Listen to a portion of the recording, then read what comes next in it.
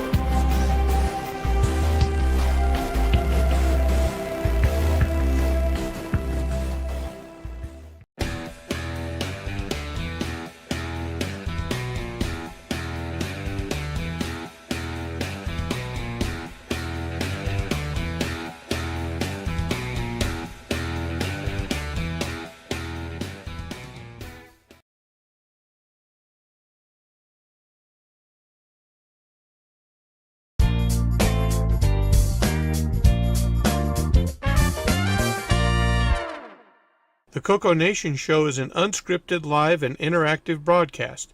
Anything can and will happen. The views and opinions expressed by members of the panel and the live audience are their own, and not necessarily those of the CoCoNation show, its sponsors, affiliates, or subsidiaries. Open minds are encouraged, and a sense of humor is recommended. Thank you for being a part of the CoCoNation.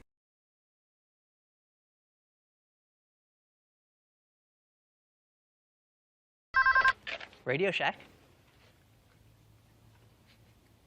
Okay. What? The 80s called.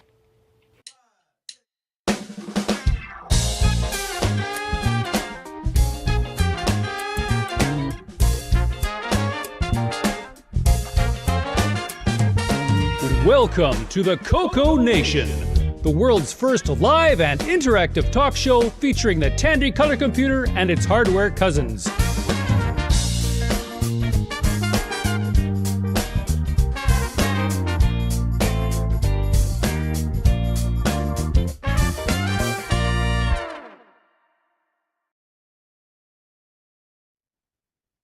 Hello, everybody. Welcome to the CoCoNation show, episode 426. It's been a hell of a week. You ain't just whistling Dixie, brother. All right. First up on the panel, we've got Alan. Howdy, everyone. Welcome to the show. Buckle up. Here we go. And then we got Ken number one. Hello, everybody. And yours truly. And I'm in my backup chair today because the other one broke on me, threw me on the floor. And now the cats are very unhappy because I have her chair. It's a shame that didn't happen on air. No, I'm trying to remember what it was. Must have been Monday or something. Our ratings would have shot through the roof if it had. Sorry, go ahead. Yeah. That you got to save that for sweeps week. Yep. Let's see. And then high on top of an island in Wisconsin, Rick Euland. Yep, good so far, but it's looking like rain, so. Do you have an ark in your backyard now? Right. He's this island on top of an ocean. Almost literally. You should see it. Is it more like arc and saw? Right. Like Michigan Next got row. a little bit bigger last weekend. Next up, we got Marco Hey there, glad to be here today. Hope everybody's doing good. and Ken Wilmot. Good morning, good afternoon, good night. Okay, and Grant Leedy. Hey, everybody. And someone we haven't seen in a while, Paul Shoemaker. Hello and good day, everybody. And next up, we got Qui-Gon. Hello. And just a small little update here. I got my scan this past week and they're showing more shrinkage of the growth, so that's a good sign. Excellent. Awesome. Cool. Yay. All right. Wonderful news. And next over, we got L Curtis Boyle. Welcome to the show, everyone. And we got Ron Deluxe. Hey, how you doing? I'm on a $20 Windows 11 Dell machine. What do you think? It's you, man. It's you. Huh? Who's that? And a webcam from the turn of the century. Yep. Yeah, it smooths the wrinkles. It's good. Yeah, it does. Yep. And we got Boys in Tech up next. Hello. Well, you know, I thought this was a high caliber show, but now Grant Lee is here, so. Oh, thanks, Richard. You're banned. You're banned. Push the button. Don't you dare come to Milwaukee, Grant. Yeah. We have enough. Oh, what are you gonna do? Send me a strongly worded letter or something? What? Richard, Come the on. beard's looking good. Yeah, thank you. All right. And we got Jason CoComan.biz. Good morning, good afternoon, and good evening. And my golly, what time is it if you're in Australia right now? Early. Oh, dark 30. 3 a.m., I think. Well, it depends where in Australia because they have multiple time zones. But Either way, true. go back to bed. Perth is even earlier, probably midnight. All right. And we got Brian Weasler. Hello. Welcome to the show. And last but not least, the person with the worst lighting around, Ken Waters. Is he in the kitchen again? Yeah, I feeling it. made it. Do I have any audio? Not really. It's a bit choppy, but it's coming through somewhat. Hold on. Did Okay, because Wi-Fi hard on my computer just died, and you I sound had to great? set up Well, the Yeah, we can old we can laptop see real quick. we You can sound see great. you're feeling blue, but we can't hear what you're saying very much. You kind of maybe if you don't have video. You know what? Ken sounds the best he's ever sounded before. So You know, Grant. I really wish you sounded I more will like. try and fix. I will try and fix it anyway. it's the best sounding Canadian I've ever heard in my life. Okay, in Grant, the you could chat. follow his example.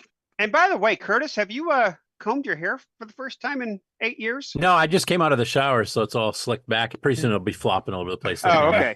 Okay. He put his headphones on just so. You heard Yeah. it here first. L Curtis Boyle is shower Don't forget fresh. he's got a new girlfriend. Get out of the way. Gotta while impress. he's Gotta impress, you know. Right. Keep it out of the way while he's soldering. Yeah, exactly. There you go. There's the real reason. I'll bet she doesn't know you soldered. I All don't. So she doesn't know that at all. No. All right, in the chat, we got Dwayne Campbell, Exile of Paradise, Kevin Holloway, Julian Brown, Michael Wiffle, Brian Blake, David Lord, Jim Rye, Rick Yu, Julian Brown, Tom Eric Gunderson, Peter Willard, Chris Dries, Tony Ryan, 8-Bits in the Basement. I think that catches us up on the chat. Okay, let's see. Start off with some project updates. So turn that off, turn that on. Let's see. Ken, you said you had a short one? This Ken? Okay. Up this Ken. Okay. Great. Yep. Yes. Ken. As soon as I can find you, where'd you go? Oh, there you are. So, Quick question though, do I sound any better? Sorry. You did a minute ago, but I would just kill your video, Ken, so you can save your bandwidth for audio. Yeah, change your fabric softener. I thought he was coming live from the tool shed there. you know, at least he's not disappearing like I did a few times. Right. Not Hey, yet. Day's still That's not- young. That wasn't an issue. That was a feature. All right, well, you're up there, Ken. No mercy here. Okay. So I'm the MC10 crazy person in the house, and this is the MC10. It's a miniature version of the CoCo, and it's missing a lot of features that would be really nice for a programmer or a user. You know, someone, either user or a game programmer or whatever. So when you have video and you have animations that you want to do and a lot of stuff like that, it's nice if it's synchronized to the video frame. And the way it works is when you see the screen, really you're looking at 60 times a second. It's going to put a new image on, and behind the scenes there's some signals that control it and say, okay, do it now, do it now, do it now. And on the CoCo, on every CoCo, there is a hardware mechanism where you can detect when that frame is, and you can use it for timing, and you can also use it to do things to the screen while it's invisible. So it helps with animation, it helps with a lot of other things. And the CoCo has it, but the MC10 does not have it. And but they have some little almost sort of hooks to put that in. So I've been thinking about that for a long time, and at first I thought you could just throw a wire jumper in and be done, but then some people pointed out, no, you can't do that, and I realized they were right. So I designed a circuit board to translate the frame signal inside it into something that it can use. It's going to be an interrupt. So let me see if I can share, if I have the image here. And I should be able to share this out now. So this is a small circuit board that piggybacks on top of a TTL chip. So it picks up power and ground from the number 8 and number 16 pin holes that you can see there. And it sits on top, and you would run wires down so that two wires so that it picks up power and ground from the IC. And then there's two little pads on there, Q and FS. And FS would be connected to the frame sync on the display IC, which becomes active when the video frame ends. And so that's a time when you might want to do all kinds of things. And then Q is going to be connected to the interrupt request line of the microprocessor.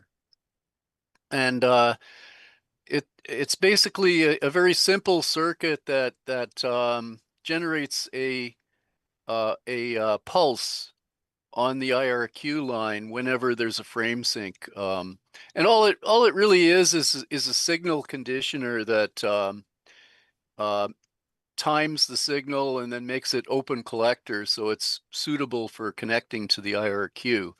And once this is in, then there should be a software ability to use finally the frame sync capability that was always in it. It's in factory now. I'll be getting it next week to play around with, and that's my update. Okay. Let's see. Any other like project updates? Like Brian, did you have anything today? Yeah, I got some show and tell today. I'd like to show the group when whoever. Okay. Yeah, let's I know go ahead Curtis and do wants that. to. I know Curtis wants to go, and I can run through it pretty quick. Depending. on... I've still got a couple hours yet, so. How many tractor trailer fulls this time? Yeah, what did you not buy this week? He actually found some vaporware. Get this out of the way here. You want me to go up next then? Yeah, go ahead. Yeah. And then Okay. we'll do Grant afterwards. Okay. Well, one thing real quick, I can't remember if I've shown this before because I'm kind of going through and I've been going through everything and putting stuff into like boxes, and I came across this and I can't remember if I shared this or not, but Oh, an extra and stringy floppy. well, I don't know if it's the stringy floppy or if it's this the CoCo floppy disk controller on it. And I think it's just a regular floppy disk controller, but it's made by Exatron. But I don't know if this is what's required for the to make it work with the Exatron. I'm not sure.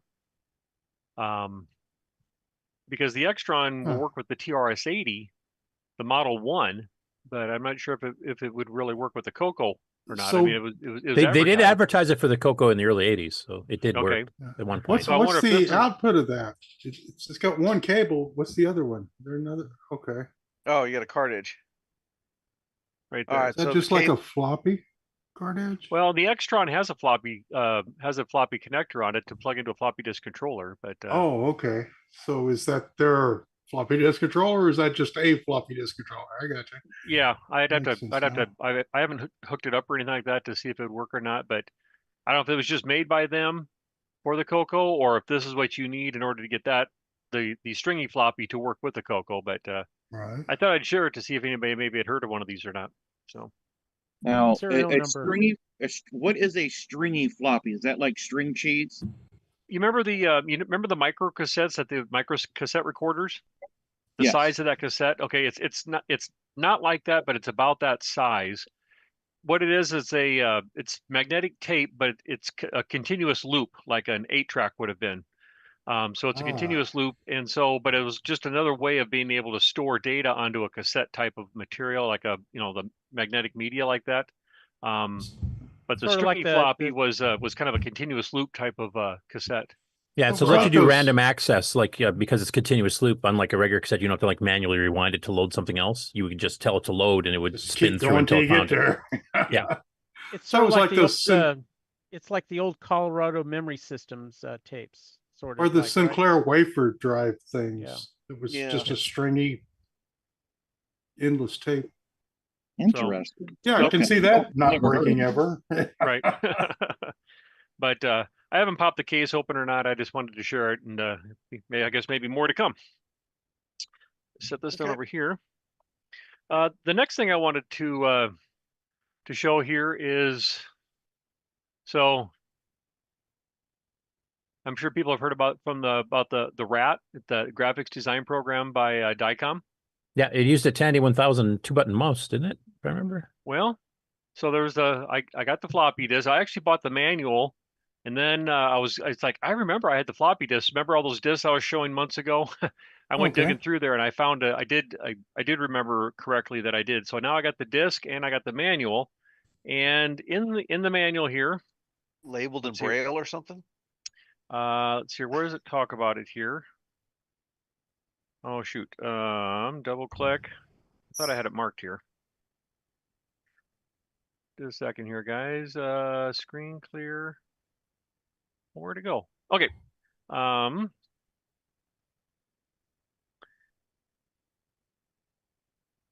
See what happens when you don't come to rehearsal. Yeah. Anyway, so in here it talks about the use of a mouse, as Curtis said, that it would use a Tandy 1000, but it doesn't. It actually used a proprietary mouse that they designed to work with their software. Now, I think it will work with a regular mouse or joystick, but they had their own proprietary one. And I had been looking for a long time, and one popped up on eBay. So this is the mouse that would have came with it. You sure that wasn't just rebranded? I don't know. Tim Lindner actually, let's see here. Let me see if I got the link here. Maybe I could share my screen real quick here, or share. Because I could have sworn I remember the ad mentioning it was PC compatible mouse, but maybe I'm remembering wrong. Let's see here. Let me do this real quick here. Okay, so let me see. How do I do this here? Let me share my screen real quick. Discord, or not Discord, Zoom. Share.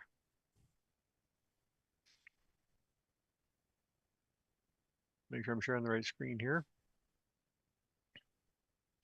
There we go. Okay, is this coming through here? So this is out on Tim Lindner's site here. He actually did a little tutorial on it where he talked about this, and you can see the insides of it here. Just a little, it's like an optical type of mouse that's in here. Some resistors, and I mean, it looks essentially like it's wired up like a regular joystick, 100K, and it's just setting up some voltage dividers here, basically, just like a regular CoCo mouse would do. Nice. Let's see here, but I thought I read somewhere. I'll have to go back, because I actually want to get the software loaded, and I'd like to play with this here and maybe come back and do another one. But I thought I read somewhere on there that it was there was something that was proprietary about it. I'm just reading their ad from Rainbow in '88, and it says the RAT comes with its own mouse. That's right. It comes with a mouse and not a simple analog 1-button mouse. Ours is a high-quality digital 2-button mouse like you find on more expensive computers like the Tandy 1000, which is probably what I was remembering. Okay, so you are remembering it correctly then. Very good. Yep. So yeah, I was happy to. This is about how clean it was too. I had to just take a little wipe down on it though, but nope. So. Nice. Nice Just for those that are wondering what the RAT graphic package is, I'll just quickly do a share here just to show the ad so people know what we're talking Please about. do. And I'll let you switch back. And there's a little. Yep. It's Yeah, I yours noticed has a they had the 9-pin connector? candy. I don't know if that was just a graphic art that they had, or if that was the, you know, Oh, did they take an off the Atari shelf mouse and hack it. and then they made it into a one? Yeah, I don't know. I'm guessing that's what Dave did. I'm trying to remember because he told us the whole origin story behind it there when Bill and I saw him at Rainbow Oh, Fest. Right, that was probably for an Atari 800 or something. And No, it's an actual PC mouse. It's not an 8-bit mouse. It was designed. I can't remember. It was like Well, a I mean, PC look at XT or. look at the interface there. That's like an Atari mouse. Well, it's a 9-pin serial, right? Could be. Well, or yeah, or DE9. Atari's- or Atari's proprietary little. Oh, the connector, joystick. Yeah, they do say it's not a joystick style thing though, but yeah, it's kind of hard to Right. tell. Well, right, because it's an optical mouse, but they have them resistors that were hand added to it to make it do something it wasn't supposed to do. We saw in Brian's internal pictures. Nah, I wish I could remember the conversation we had with Dave. Mind you, that was in 1988, so it's quite a while ago. It was a while ago. Yeah. So was there software with this? Yeah. The Yeah, graphic the design rat. package was a combination of the mouse and the rat, which is kind of like a Coco Max 3 or Color Max 3 Deluxe editor. Are there any examples of the art made by it? Yep, it had a .rat extension, if I remember, because he had his own compression algorithm and Is printer it possible drivers and that everything else. the picture of the rat there that's on the ad there was done by that maybe? Yeah, From it the was. rat, I would think so. That was one of those show-off pictures that came with it. Yeah.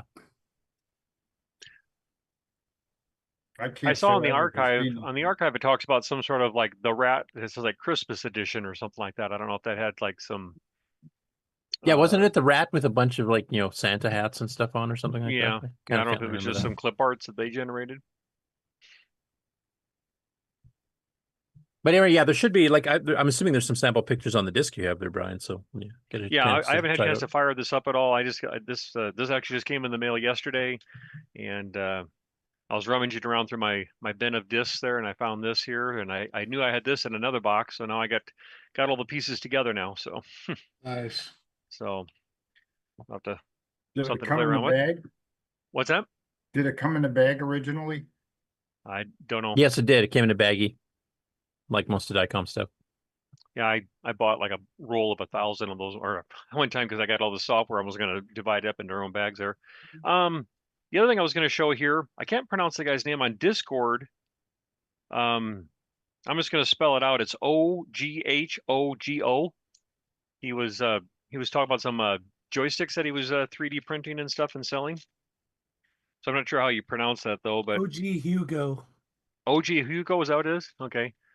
So here's the joystick that he was selling there. He also makes a bigger 2-button one, but this is supposed to be kind of that Nintendo NES format type style there. So Yep.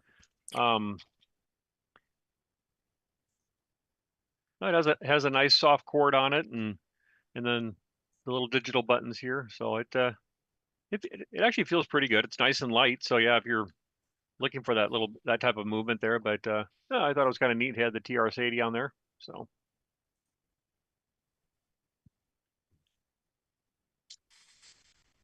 the other thing I was going to share here today, I'm gonna have to switch cameras here. Let me get this out of the way, so I'm not knocking stuff on the floor.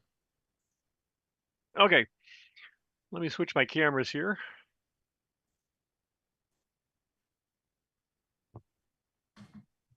Ooh, there we go. Camera was asleep. There it is. Okay.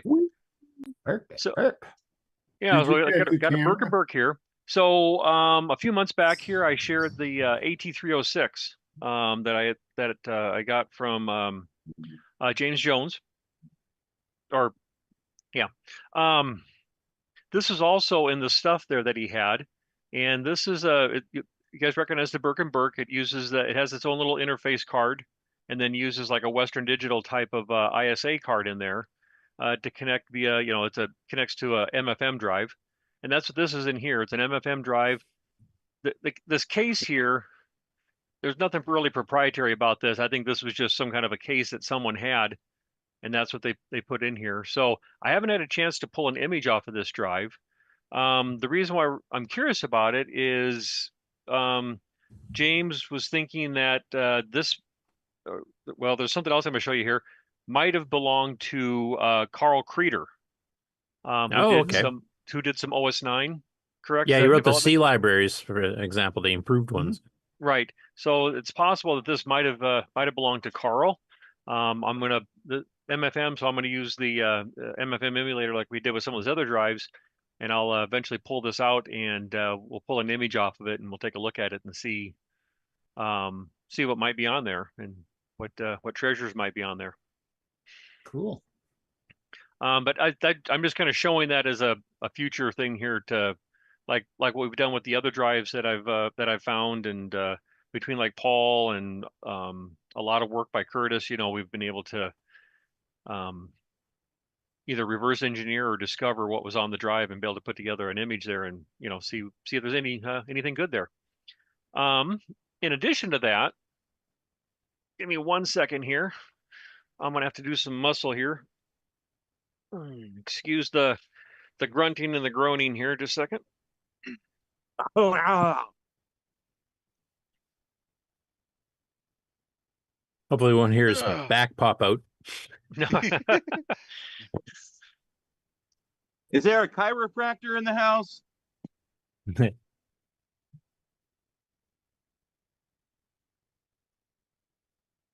See if I can get this into camera view here. That's good enough. It's on the left side. That's a hunk of tin there. Shift stage left. Yeah, the front panel went dark when you moved it back. Ooh.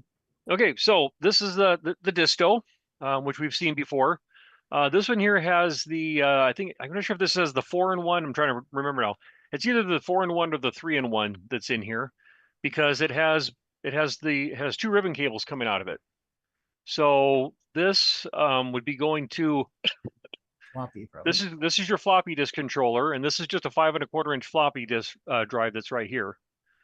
So this is just a 5 1/4. I know it's kind of dark, but that's what this is, a 5 1/4 floppy drive. And then in here, this would be a SCSI drive. So your DISTO controller with the 3-in-1 or the 4-in-1 gives you the SCSI interface. So that's what that's the two ribbon cables are. One is SCSI, and the other one would be your floppy disk.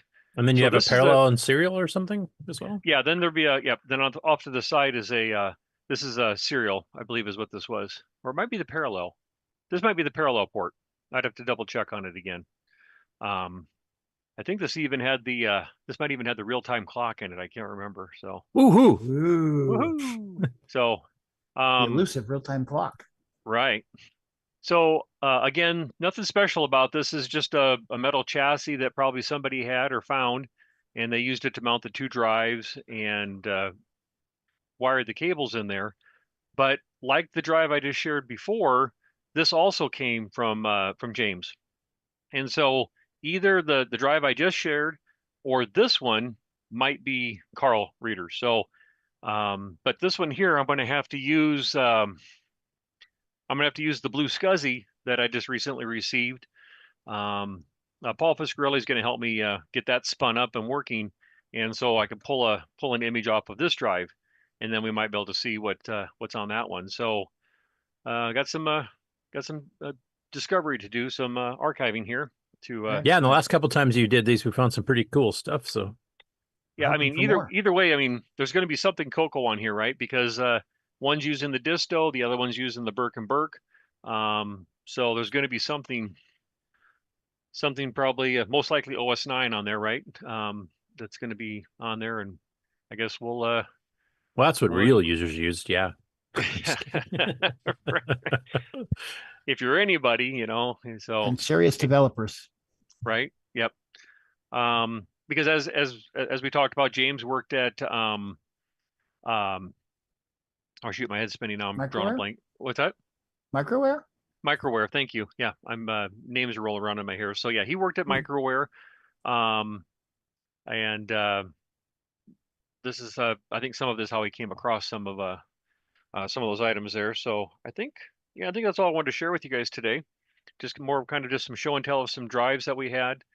And then for me the happy one was finally coming up with the rat, the mouse there. I had been looking for one of those for a while, and I was actually lucky enough to stumble across it because the the listing actually was listed as Amiga, and it's like that doesn't look like an Amiga connector to me. So so I snagged it.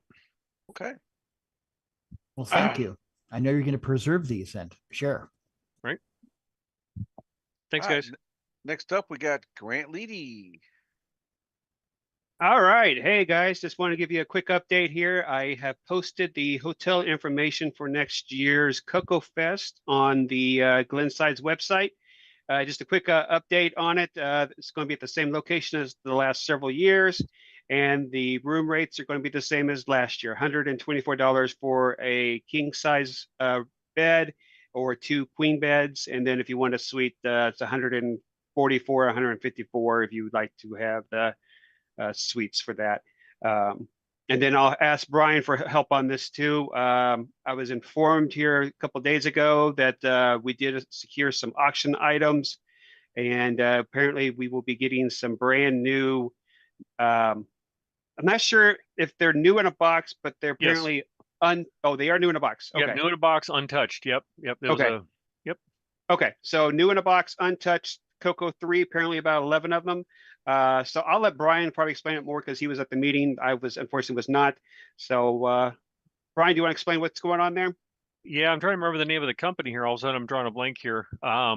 Jim Brain posted some links. Yeah, I was just gonna say if I. Yeah, it's oval something or other. Yeah, let me do this real quick here. Ovaltine.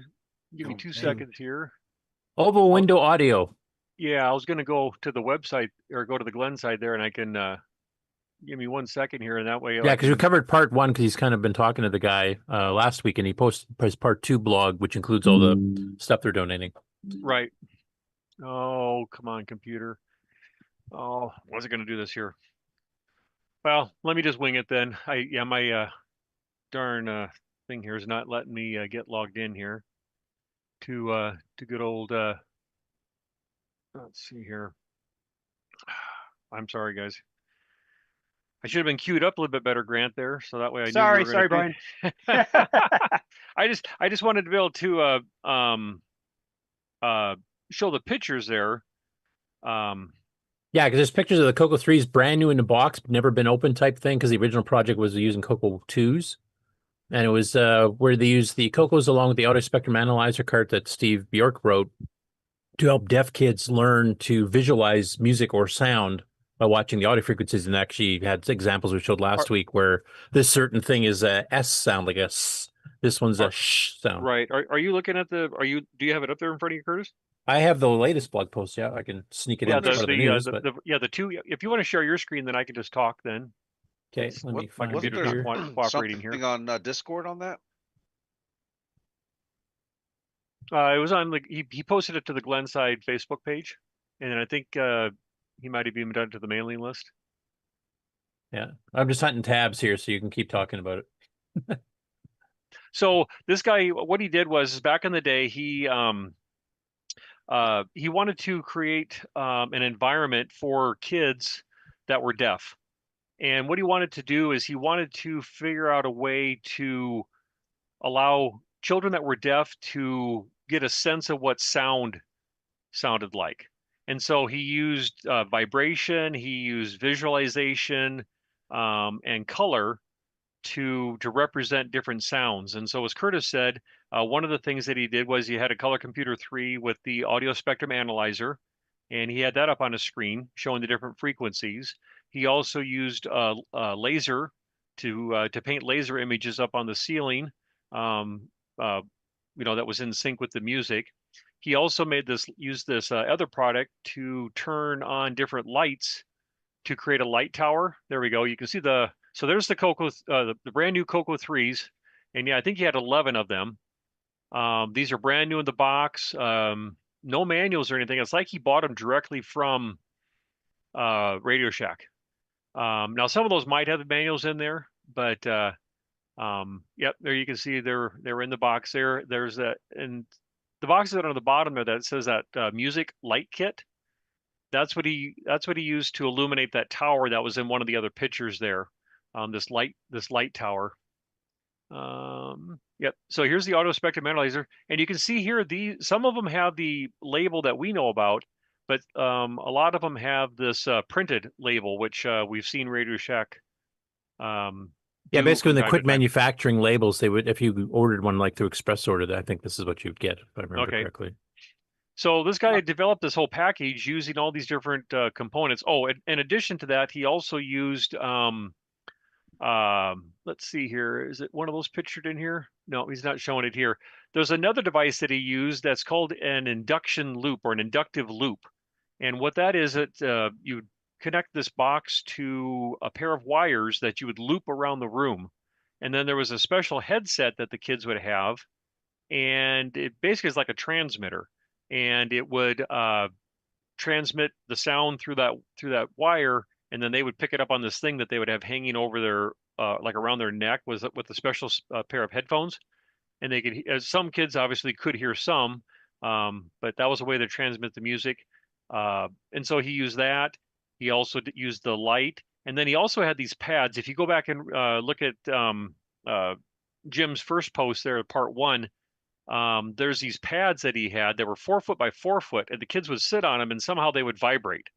Not sure, we don't know yet exactly how they did, but so through vibration, color, and the laser and the audio spectrum analyzer, he was able to kind of give kids a sense of what sound was like for those that couldn't hear. So he put this together and he actually applied and he received a government grant to put this together. And so he started putting these packages together and selling them, from what we understand, all over the United States. But finally, and believe it or not, I don't know the last time he sold one, but he was still selling packages up until even through COVID. So it's possible that someone might have gotten a Color Computer 3 from him in recent years, and it may be in use right now.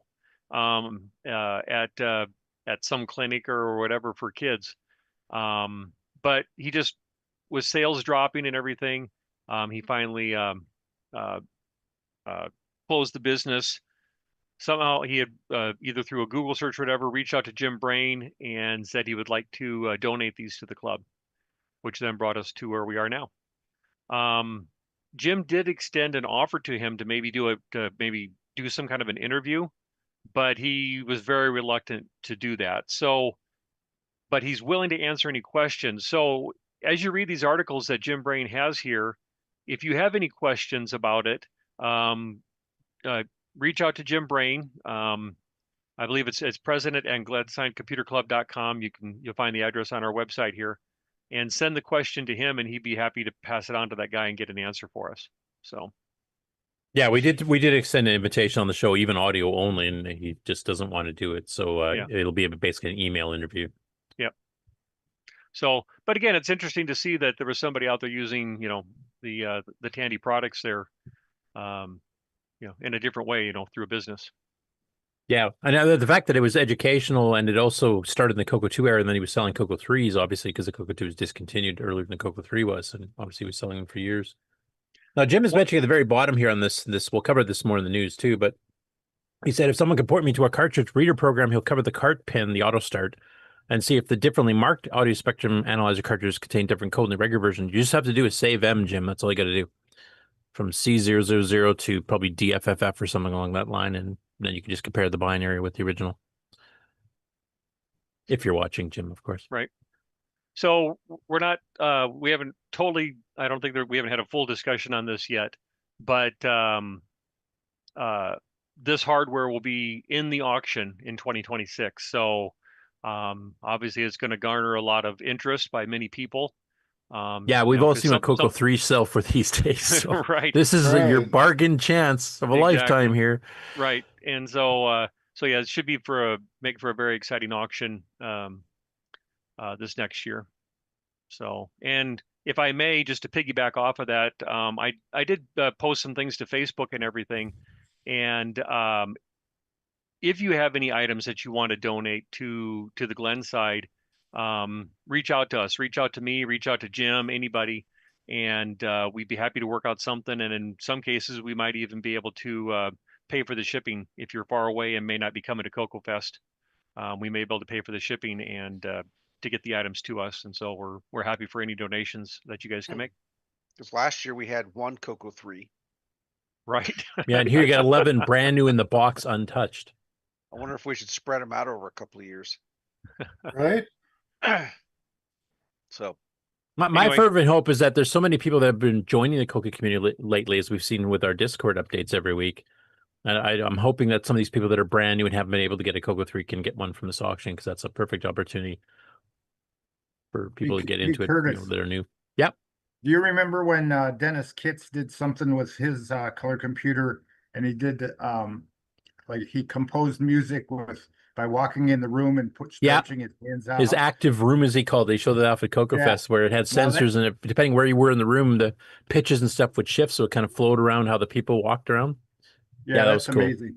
That's another brilliant thing that people have done. Yeah. One idea too that we had too from the meeting there is we may try to replicate what he was doing, and maybe That would be have excellent if we can actually show it. Yeah, so we may try to put together that environment that he had. So I'll play some loud rock guitar over the next couple months here, and if I can make it down, then I'll be the deaf kid, that's going to be volunteering. anyway, I'm halfway there, ready. So right? Does that cover it okay there, Grant? Is that what you were looking for? Yeah. That was awesome. Thank you. Yep. okay, is that it for CoCoFEST? Yep, that's it. So book your hotel rooms. They're probably gonna go fast. What's the code? G22. G22. Brant 22. Is that what the G stands for? I have no idea. Probably Glenside. That's what I'm assuming that's for. Okay. That should do it for project updates. Shall we take our commercial break and then jump into some news? Sounds good.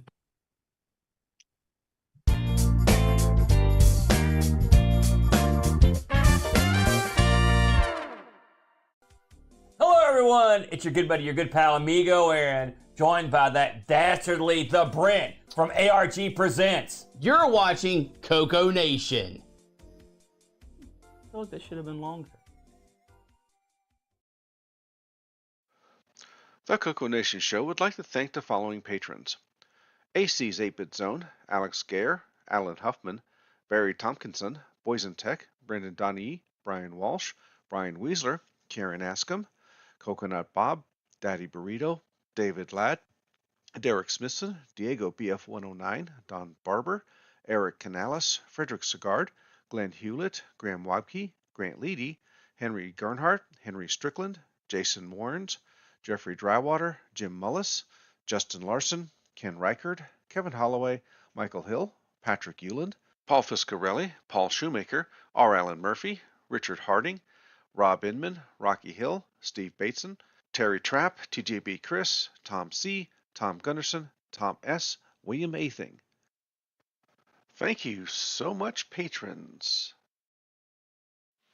If you would like to support the CoCoNation show, sign up at patreon.thecoconation.com. Hey everyone, I'm TJB Chris, and I'm watching the CoCoNation live show, and so are you. And probably shouldn't be pointing that thing at you. Enjoy!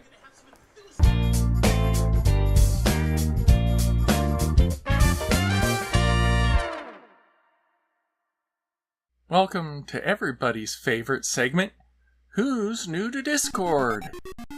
Shifter says, Hi all, I'm Ralph from Illinois. I have a CoCo 2 and 3 AFD5 0281 cassette Tandy 1000 1000X 1000 SX 1000 TL, couple 286 A386 A486 with 586 upgrade chip, and a ton of Pentium class computers. Also I have Apple II EA, 2 grams Commodore 64 Apple I clone Apple II, plus I'm sure I'm missing stuff, but I'm in it pretty good lol. Massive Robot says, Hello, I'm Andy in Philly and I have some 6809 machines, TFR9, that use Nitros 9. I also work extensively on the Fujinet project. Alex27 says, Hello all, my name is Alex. I don't have any retro system but would like to play with emulators. Saw a few videos on YouTube at CoCoTown. The preceding bios were edited for time. Thanks to Boysen Tech, Frederick Micro Hobbyist Sigard, Glenside Computer Club, Paul Fiscarelli, Paul Shoemaker, Tandy Color Computer 3, Wingnut 2626, and the CoCoNation patrons for boosting the server. Please consider joining Discord and visiting the welcome section to read these bios in full and see what the community has to offer. Just go to discord.thecoconation.com. See you on Discord. When you want the latest in TRS-80, Tandy, Dragon, MC-10, and all of their hardware cousins, no matter what it takes, or where news breaks, from around the world to your nation.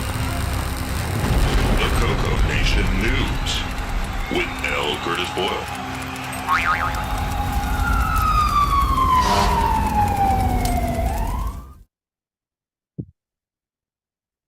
So for those you're wondering where all my hair went earlier in the show there, that's, you just saw what happened.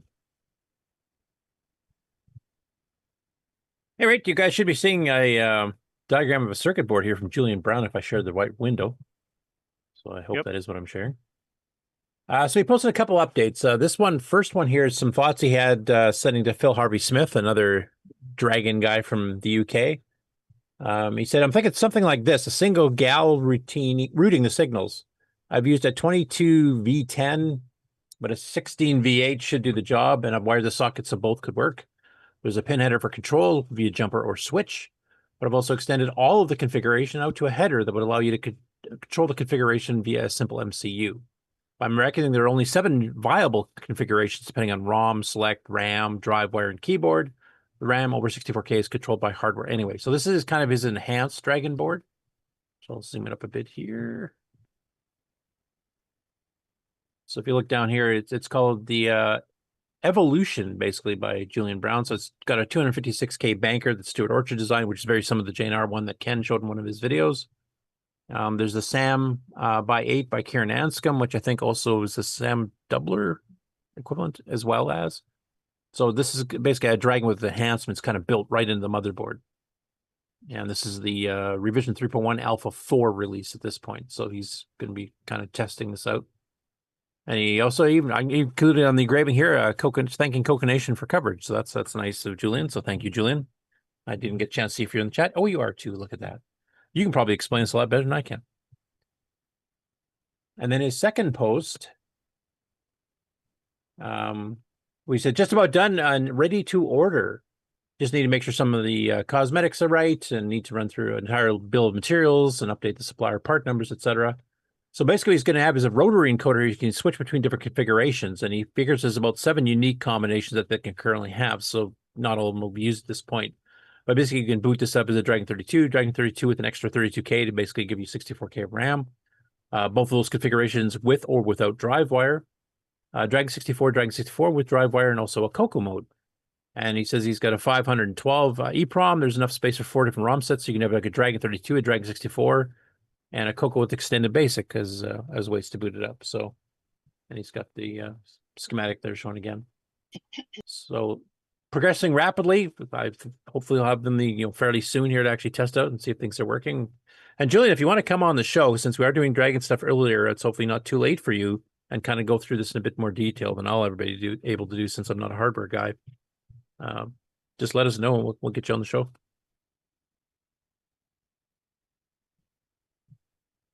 After that, the Laird's Lair, which I believe is an Australian site that concentrates on a lot of the old 8-bit machines, usually from a bit of a gaming perspective. But this one here, he did The Story Of, which is a series he does, and it's 5 unreleased British home computers. So it's covering some, fairly rare prototypes and stuff that were found or were advertised but never sold due to bankruptcies or shrinking down of the company or whatever. And he covers 5 different ones. So there's an Oric Atmos type sequel machine and a few others. But one of the things they mentioned in here, or he mentioned here, I should say, is the Dragon Professional.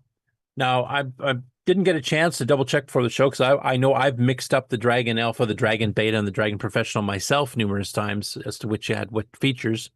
So I'm hoping he got it right here. But I'll fast forward to where he's talking about that. And then you Dragon people can correct me where I'm wrong or he's wrong. Released in August 1982, another early competitor to the Sinclair ZX Spectrum was the Dragon 32, which was essentially a British version of the Tandy Radio Shack colour computer, produced by famous Welsh toy company Metoy, most well known for their Corgi model cars, but also as the UK distributor of Hot Wheels. Like the Auric 1, it experienced a modicum of success when Sinclair was suffering from supply problems, but soon got left behind when more advanced home micros like the Commodore 64 and Amstrad CPC arrived on the scene. But Dragon Data had already anticipated that their machine would be outpaced, such was the rapid progression of home computers at that time, and had already released the upgraded and backwards compatible Dragon 64 as a companion to the existing machine in 1984, to a somewhat mixed response. This computer, which was a year late to market, didn't have the upgrades that people hoped, but this was nothing more than a stopgap, because Dragon Data already had another computer in the wings. This more advanced micro was initially dubbed the Dragon Alpha, before being later renamed the Dragon Professional, when it was first unveiled to the press. Noticeable differences between the new Dragon Professional and the two machines that came before it were the built-in modem, built-in double disk drives, 3-channel AY sound chip, and a special revised ROM that would allow you to switch between the original version for Dragon 32 backwards compatibility and the new more advanced version.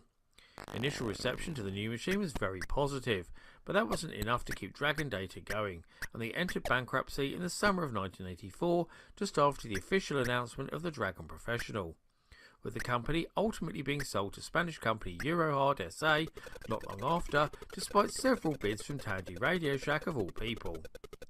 Eurohard initially announced that they would continue development of the Dragon Professional and release it the following year, but they themselves entered bankruptcy in 1987 and the impressive new system never made it out the door.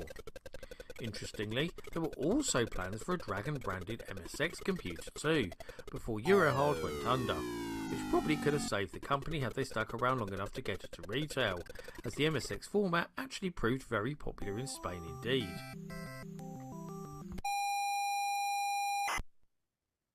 Anyway, I'll let the Dragon experts in the chat there let me know if that's all completely accurate. I think it is.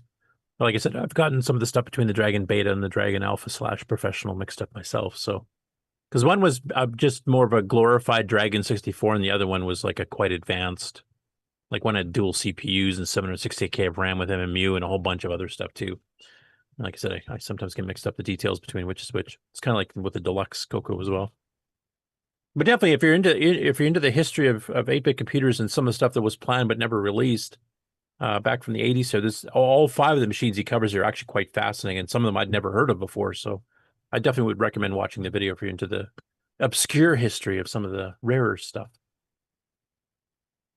Next after that, we have a bit of a sad story here, and this was actually pointed out to me by, who was that? Richard Lorbieski, who's actually on the call right now. That the old Falsoft building, the one that Rainbow built, for those of you who know the history of Rainbow, Lonnie Falk, who created it, started it as a little Xerox newsletter on his kitchen table. And then eventually he took over his bedroom, I think, and then he had a little office and stuff, and then he expanded that. And then eventually he said, we need an actual building. It's getting too big, too fast. And they eventually had the whole Falsoft building built in Prospect, Kentucky. And of course, eventually he became the mayor of Prospect at one point too. But the Falsoft building, a few of us, I think Jason, you've done it, and a few others have actually driven by and taken pictures of it. Like it became several other different businesses afterwards. But what Richard found out is that, and I'll just read the quote here from Gary Tyler, the CEO of the Prospect Area Chamber of Commerce. And he says that Prospect Area Chamber needs a new home. The Falsoft building where we are currently located is going to be torn down to allow for more parking. That's pretty sad in of itself. This is due to the Publix that is scheduled to be built in Prospect the next year to year and a half. We don't need a lot of space, an office with a desk, maybe a bookcase, and room for 1 or 2 file cabinets.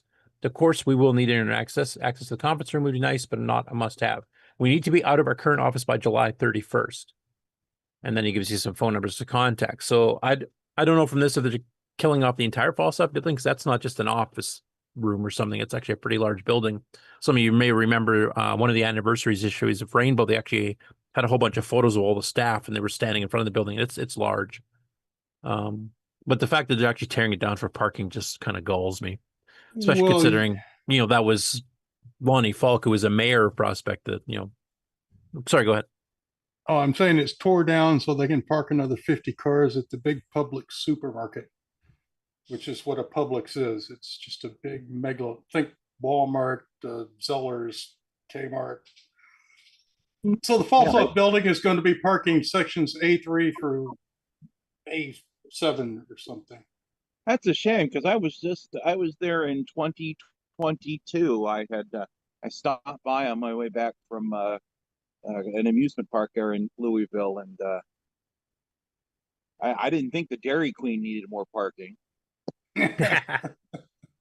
Well, sad thing for me is, I mean, they actually kept the name Falsoft Building even for all the other businesses that were there because there was like lawyers and stuff. Wasn't it like in stone on the front of it or something? Yeah, like it was a plaque on it because, I mean, he eventually became the mayor of the city he was in. And he was one of their more successful businessmen. I mean, starting from a kitchen table Xerox newsletter to a publishing empire. It published several magazines plus books, you know, like the Rainbow Books of Adventures and Simulations, some of the other things they did. Tape duplication for, you know, Rainbow on disc and tape. And now there's going to be one of those little survey markers out in the parking lot, a little brass marker in the ground. It says Falsoft. Hey, Curtis. Yeah, I know you like a lot of stats and stuff like that. Do you recall, did they ever release any stats about the Rainbow? Like, I know they sold it in the bookstores and stuff like that, but as far as subscribers go, did they ever have a number like to say, okay, at their peak they had X number of subscribers? They did. By law in the States, if you're publishing a magazine, you have to publish your stats of how many you've shipped, how many were spoiled, how many went to subscribers, how many went to stores, how many were donated, etc. They have to do that once a year, and they did it from about 84 through 89, 90, and then they got small enough they didn't need to. At the peak, now they don't tell you what the sales were every month. They give you like what the previous month was and how it compared with the previous year type thing. So I think if I remember, the highest they sold, given that's like 1 month out of 12, so it could have been higher. I think it was around the 75 to 85,000 mark per month. Wow. My understanding is they do that for the advertisers, so they know how many potential customers they're reaching. Yeah. What they owe. Yeah. Yeah. Yep. So there's a lot of copies of Rainbow out there then. So. Yep. Yeah. Well, by the end of it, it was like 4,000. Like the last year when they were newspaper format, it was down to 4,300 or something like that. So yeah. Right. But 84, 85 was actually the peak years. I would have thought it would have been a little bit earlier. I would have thought like the 83 when they're the biggest. But apparently the best sales were late 84, early 85. I don't know if they ever broke 100,000 though. That'd be kind of interesting to find that out. Hey, yeah, sad news, Jason. I know you took some pictures and put them on Facebook too, if I remember. Absolutely, yes. Yes, I did. Yeah, if you want to find them, just for people that aren't familiar with Rainbow, like some of the newer people that joined, we can show it a little bit later in the news if you can find it. I'll try to dig them up and I'll link them to you or something. Okay. Yeah, because when you send me the link here, I can even show it on the show if you have time. Anyway, what the heck is this? Send this to Tab. Okay, so next after that, Tim Lindner was a guest on the Intellivision show, and he actually posted about this on the Discord, and kind of wondering like, why would I bother putting an Intellivision show on here? And it's because the project he's talking about can be related to the CoCo as well. And this is basically talking about using Lumacode and adapters for consoles. So obviously adapting, in this case, it's the Intellivision because he's on that particular show. But I think some of the stuff that you can hook it up with this and use it, I think could be applied to the CoCo as well. And he kind of goes through some of the hardware here. Pixel value and then sync values for the horizontal and vertical sync. This goes over to the color processor, which I believe is this chip right here. So to connect these two devices, you hook up a ribbon cable to the bottom of the device, and then you can plug the Intellivision into the RGB to HDMI, and you will get an HDMI perfect signal out of the Intellivision. Now, and the RGB to HDMI, that works on the CoCo too as well. I think some people have used it on CoCo 3s and stuff, have they not? Correct. Yeah. So this does apply to the CoCo as well, but he kind of goes into a nice explanation of how the whole hardware setup works, and then the Lumacode programming stuff that applies to it as well. So, Tim, if you're listening to this here, if you want to pop on, maybe talk about how the CoCo is related to this as well. Maybe do a little demo. That'd be pretty cool.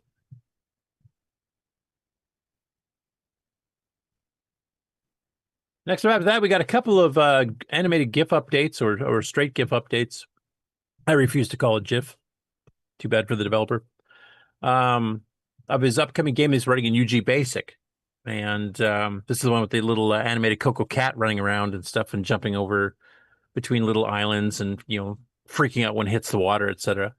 So here he was actually working on programming an octopus for one of the levels. And basically, I think he's designing it with 8 screen/levels that you have to get through. And this one here is he's experimenting with the octopus here. And he said this one actually is a little bit difficult because he's trying to get some of the more subtle shades like the purples and stuff that you don't normally see in artifacting unless you're really, really careful. And he said with the narrowness of the tentacles and stuff here, it's really hard to keep that working properly where it doesn't phase shift out a little bit to something else. And then this one here, he said he's got the tentacles kind of actually showing, and he's showing some of the gradients and stuff that he's using for doing his tiles. But this one's actually animated, so you can watch the cat jumping around, the tentacles going up and down, etc. And this is all using that cross compiler, the Microgames Basic from the Spedaletti from Italy that is the creator of that. And I'll have a little bit of an update on the compiler a little bit later too. Yeah, so this is Spotless written. Mind. What's that? Spotless Mind. Yeah, that's what he's called in the Discord. Yeah. But you can see here, like it's actually animating fairly quickly. So the compiler is working quite well. You definitely can write some arcade style games using this compiler. And this compiler, I mean, we've got Glenn Hewlett's compiler too, which actually, kind of optimizes a bit better for the CoCo than this one does. But this one is a multi-platform destination. So you can write the code basically once and then with a couple minor tweaks, have it running on an Atari 8-bit or C64 or numerous other 8-bit machines. So if you want to do cross-platform development, this is actually quite a good compiler. And it's pretty darn fast, as you can see here. It's really done well. Yeah, Erico's the master of getting the best out of the graphics, because even semi-graphic stuff he's done, looks really impressive. And then when you watch, like, he's, programming his graphics here specifically for going beyond the 4 basic artifact colors. Like he wants to control the yellows and he wants to control the purples and green, the greens and stuff here that you don't normally see on artifacting. It's normally just black, white, orangish, red, and blue.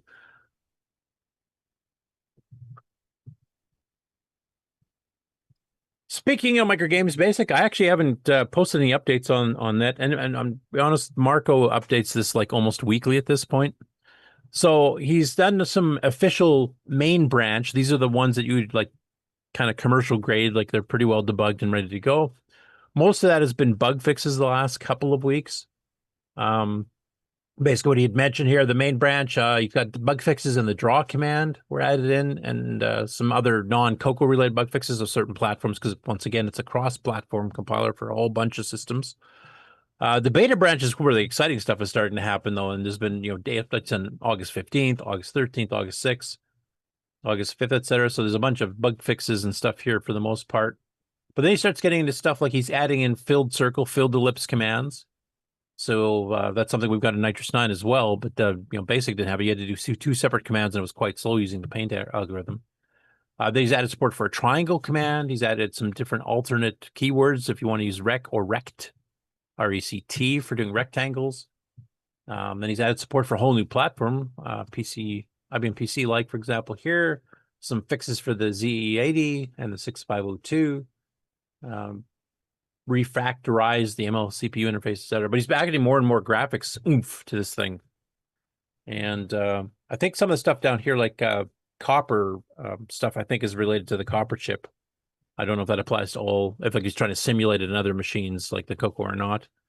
Haven't had a chance to ask him that yet, but so look at stuff like optimization on constant use of the keyboard. So these new graphics commands that I mentioned a little bit earlier. So yeah, it's progressing rapidly, and I know a few people have kind of jokingly complained you're changing and adding stuff so fast here. I keep having to redo my game because there's better ways to do it now with all the new stuff. So it's definitely a moving target at this point. But if you want a cross compiler for writing games, including the CoCo 1, 2, and 3, and you want it well supported by the author, this is definitely the place to go because, I mean, he's updating this thing multiple times per week at this point. I'll try to every couple weeks or a month, I'll try to kind of like cover some of the latest changes because he's been adding some pretty cool stuff in there. Next up here, we already kind of covered this, but part 2 of the Multisensory Sound Laboratory by Jim Brain. I won't go too much into the details here because we kind of covered it for the most part, but it is ending up being a big donation to Glenside for the auction to raise money for CoCoFEST. And it's just a very fascinating project in general, as we covered here, about, you know, being able to help students and kids, you know, that are deaf or mostly deaf to be able to visualize music. And you can start recognizing consonants and you know, words and stuff like that just by watching how the waveforms change. And if you go back to part 1, which we covered last week, and you get the show notes for all of our news from previous weeks and current on the CoCo Discord, they actually had some samples where they showed some pictures, like here's what the waveform of a sh sound or a sound or a t sound, that kind of thing. So you could, even if you can hear perfectly well, if you want to actually see how that stuff is formed, you could actually learn to recognize it. Next after that, and actually, D. Bruce Moore just sent this morning. I was already had pretty well the news all compiled and ready to go, and then he sprung this on me just about 2 or 3 hours ago. But obviously, we've covered before that him and David Craker have been working on this MP3 player, which will be part of the Realm of Doom, the sequel to Forest of Doom, where you'll be able to play like full orchestral music or whatever you want as a background. And he decided to make a little bit of a video here to show retrofitting an old game with new audio. So he took a game he wrote as a 16-year-old. It's a text adventure game with some semi-graphic stuff thrown in and a nice P-Mode 4 title screen, I might add. And decided to add to the flavor of the game because text adventures are generally pretty silent. And so he decided to use this, the MP3 player him and David have been designing and we're using for Realm of Doom just to retrofit some, you know, thematic music or mood type sounds and stuff on the game. And I won't, the video is not very long, like it's, I think, a minute or 2 or 2 minutes, I think, roughly. I won't play all of it because I know Bruce likes people to come over to his site. So if you want to see the full demo, go there. But I just want to demonstrate kind of what he's doing at the beginning here so you can kind of see what it's like.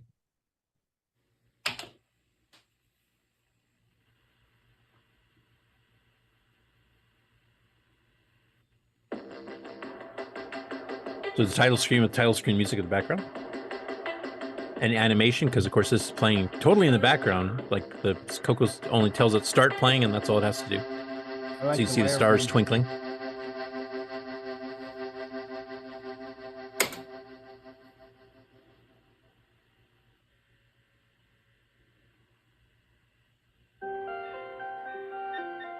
As you can see, like each scene, like an intro screen or the splash screen or, you know, the certain game screens when you're certain parts of the game, you can actually totally switch over what the music or sound you're hearing is. And you actually program to fade out and in. Now you get that kind of foreboding music because you're trying to figure out what you're doing in the adventure game type thing. Anyway, it demonstrates a few other places in there too, but it's really cool because there's a lot of games you can go back, I think, and retrofit with that kind of things. You know, obviously Bruce has a big hand, or big upper hand compared to the rest of us because he actually can write music properly, where most of us can't. But what you can do with it, I think, is pretty amazing. I know Nick was planning on doing that with Gunstar at one point, but he was going to do it a little bit further because he was going to try to mix the output, the 6-bit DAC and the CoCo for sound effects, loop it into a card that would actually have an MP3 player that you could control, and then mix the two signals together. So if you played it on a regular CoCo without the hardware, you'd still hear all the 6-bit sound effects running in the background. And if you had it with the card, you could have the MP3 music playing in the background and the CoCo sound effects still coming out at the exact same time. Whereas Bruce and David's, I think, at this point, just plays that, and that's all you hear type thing.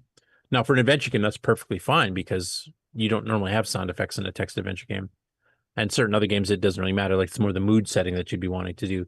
But I would love to see if somebody could get, you know, Nick's original idea working too, where you can actually do both and have controlled sound effects that the CoCo itself is doing, as well as the ambient music. Hey, Curtis, do you know if D. Bruce ever like uploaded Space Lab to the archive or anything? I have no idea. Like I said, he sprung out that on this morning here just a couple of hours ago. So. But yeah, if you want to ask him, he put it in the news topic suggestions, and I'm sure he'll answer it there because that's where he posted the link to this. Next up, I'm going to have Ron Delvaux involved here because did you know you're not the only agent? No, I did not know. Because apparently Agent TJ here, TJ Ferreira, who was covered, the Them project that Pixelwork did. He got his own little thing, and he saw your video first, by the way. He does mention that during here. But he's got his own, Agent TJ special envelope with a bunch of stuff inside. And of course, he's his new normal, really exuberant self talking about it. So he does kind of an unwrapping, unboxing. A writing itch, and he wants to create Intel report, Emra Homeworld. Hopefully I'm pronouncing this right. Lanry Prime. And then there is this classified letter that definitely has some, what do you call it? The murderers that are crazy. And they go on a killing spree. I forgot what the word is. Wait, is that a picture of me on here someplace? What the hell? Okay, I'm getting some strange vibes right now. I'm gonna start receiving. I don't know if this is gonna pick it up on the back. Is a picture of me. Now that looks like this was personalized to him to have a picture of him as part of the package. Did you have something like that too, Ron? That was personalized for you? When mine came, it had him on it, just like that. Oh, okay, so you guys probably got the same package. So he's kind of seeding this to famous MC10 people, right? Of which you are one. Thank you.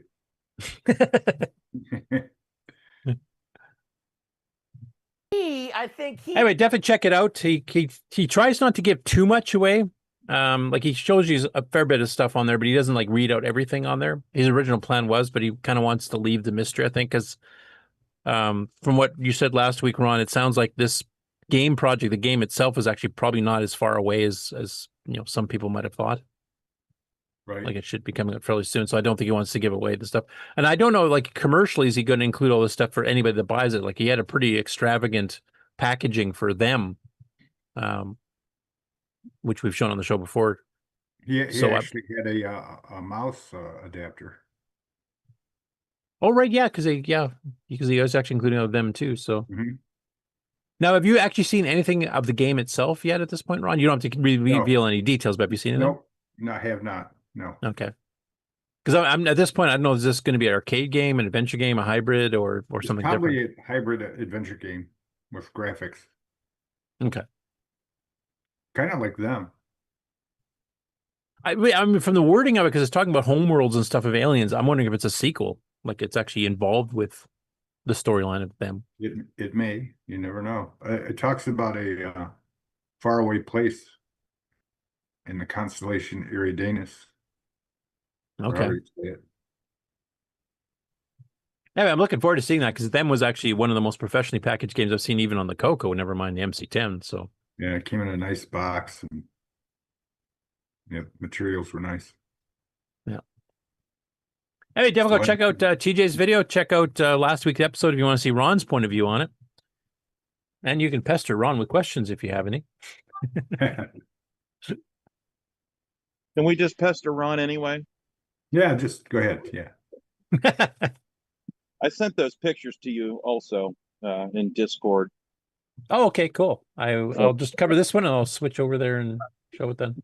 Thanks.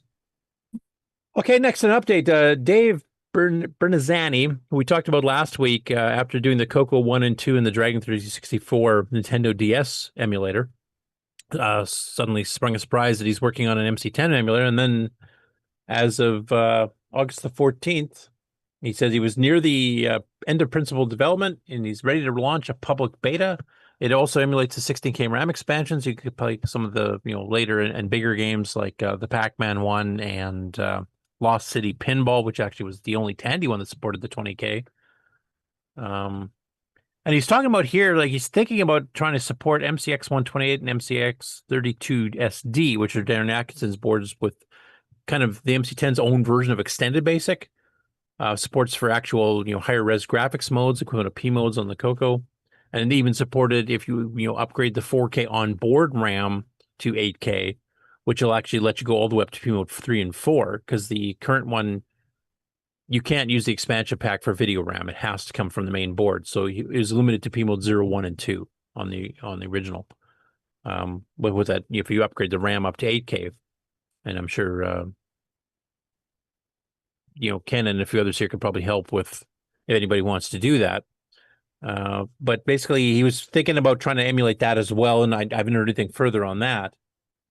But he did actually update it here yesterday morning that the first public beta of it is already out. So if you had a Nintendo DS or a DSi or XLLL, you can go to his GitHub and actually download it. I think installing it's not the simplest thing in the world, but I haven't done it, so I don't really know.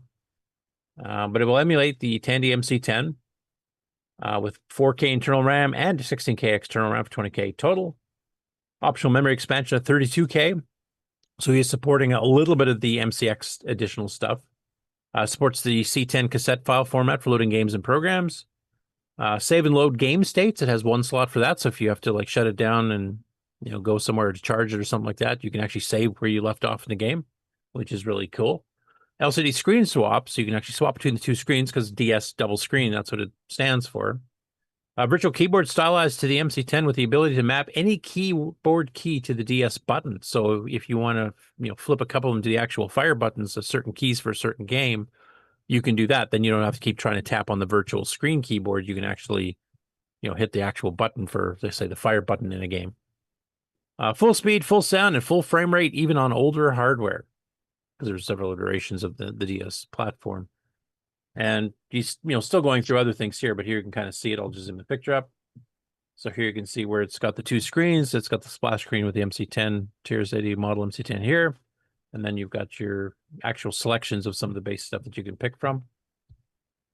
And here's an example showing an MC10 virtual keyboard on the bottom screen. He's actually playing the Pac-Man that was released, I think, about 15, 20 years ago now, which is a machine language 20K required, really decent version of Pac-Man. In fact, Jason, I think you've demoed this at CoCoFEST before yourself. Quite possible. Oh, the MC10 Pac-Man. Yes. That's my standard MC10 demo right there. Okay. Cool. And then I wanted to also mention he actually has, I believe, an update for the current, like we talked about his Dragon and CoCo emulators before. Well, version 1.5 of that just got uploaded as well, which has some new features. So one of them is you can swap the cassette with a little pop-up mini menu. So if you have a game or a program that requires, loading a program but then getting data from a separate file entirely, you can actually do that without screwing around tremendously. He's improved the sound, so there's like less hiccups. It flows more smoothly. Has improved SG4 and SG6 handling, which some of the Jim Gary games definitely use SG6, which limits you, I think, to 3 or 4 colors instead of 9, and but gives you a slightly high resolution of semi-graphics. So 64 by 32 goes up to 64 by 48. You actually get square pixels, which I know Nick really, really likes. There's a bug fix for the MUL instruction. Wasn't quite setting the flags always correctly. And you fix the alternative color set, which is basically the amber, dark red color set the BG Sports that the original CoCos do as well. And he's actually got a download link for the CoCo and MC10 ones here if you want to go grab them from his GitHub. Links are in the show notes as well. And there's the Dragon CoCo one. That's a splash screen with the virtual keyboard there. And if you want to grab that one, there's a separate page on his GitHub that you can go and grab that. And that's the latest version 1.5 where he's done these little few bug fixes and a couple additional features.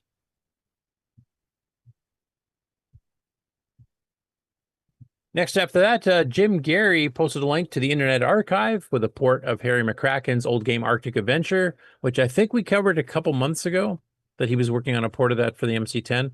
I think he's also got a CoCo version of it now. Yeah, this is the CoCo version we're looking at. So there's both MC10 and CoCo versions of this game. Now, Harry McCracken, if you guys have watched Twit TV, he sometimes is a panelist on the main Twitch show on Sundays. He's been a writer, reporter, I guess, for tech for 25, 30 years at least at this point. But he started out as a teenager programming games on the Tier City Model 1 in the early 80s, including this one. And this one actually had a few bugs. So Harry himself went and revisited, fixed it up 40 years later, and then re-released it for the Model 1 and 3. And then Jim ported it to MC10. Now he's ported to the CoCo, and you can download those from the Internet Archive. Hopefully he puts it on the Color Computer Archive at some point too. But yeah, Harry's well aware of this. Jim actually got permission to do this from him. And Harry's a really nice guy. I've actually talked to him in the Twitch chat a few times, talking about TR City Model 1 and a bit of CoCo stuff. He was aware of the CoCo at the time. But he's one of the reporters that is more geek than reporter. Like, he really knows his stuff quite well. So he's actually quite pleasant to talk to. I might have to see if I can get him on the show now that some of his games have been ported to the CoCo. Next up that we have David Collins, and he's posted schematics on how to do a 15 kHz NTSC YPBPR. That's component video, isn't that? I think that's a that's the 5. Yeah, the 5. Yeah. Output for the VDG chip. So this is a little schematic, so you can actually output VDG and component, which gives you a better quality picture than even composite does. So schematic doesn't actually look that hard. I'll let you hard for guys to figure that out. And then some readings of some sort. The component is the free way to do HDMI quality video. Yeah, because it keeps all the colors separately. Isn't that the main claim to fame there? It keeps everything separate and the sync separate, and it's if you want combining to everything on the same wire, basically. I think sync and green are on the same wire. It could be. I don't remember the whole thing, but there's 5 cables involved, and it gives you a really nice signal. Yeah, I know on my Nintendo Wii, like, I have the composite adapter it came with, and I bought the component one, and it's a huge difference. It even will let you do widescreen, like 720 by 480 instead of just 640 by 480, like the NTC one does. Component will handle HD, but we had to encrypt everything, of course. Right. Got to lock her down. Yeah, actually, 60 is saying too. He said the Nintendo DS MC10 is new, so that's cool. So, and I think we had was it 8-bits in the basement from France. Actually, did a little demo of it that we showed here a few weeks ago on the Dragon CoCo version of it. So, well, I did MC10 one as well. Next after that, we've showed this earlier too. So Antonio Caballero and a few people received these now for showing off.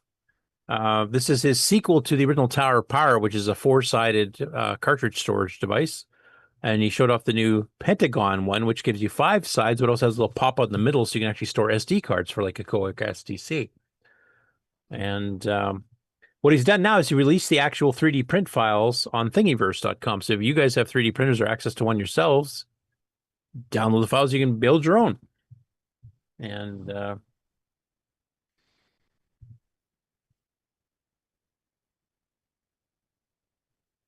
that's the link there. Other link is once again in the show notes, which you can download off the CoCo Discord from the news summaries channel. And you can see all the different things here, like showing you the different parts as they're getting assembled. You can zoom them up, etc. I'm not familiar with 3D printing, but Thingiverse, I think, is kind of a repository for designs that people are okay with being in the public. Is that correct for you 3D printer guys? Exactly. Yeah. So basically, if you have access to one or if you have one yourself, you should be able to just go and make your own. And even sometimes you can like contract out, like get someone that's willing to print that for you from Thingiverse and then send it to you. Yeah. Is there services kind of like PCB Wave for 3D printing? If you want a bunch of them. Oh, okay. Like you have a minimum order to make it worth your while.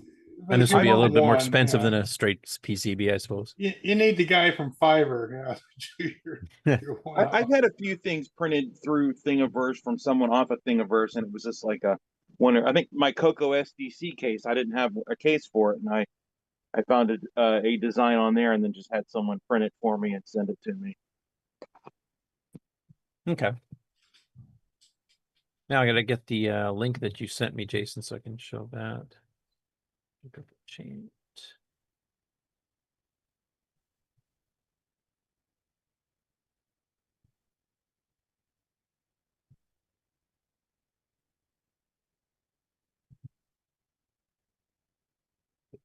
Here shows up.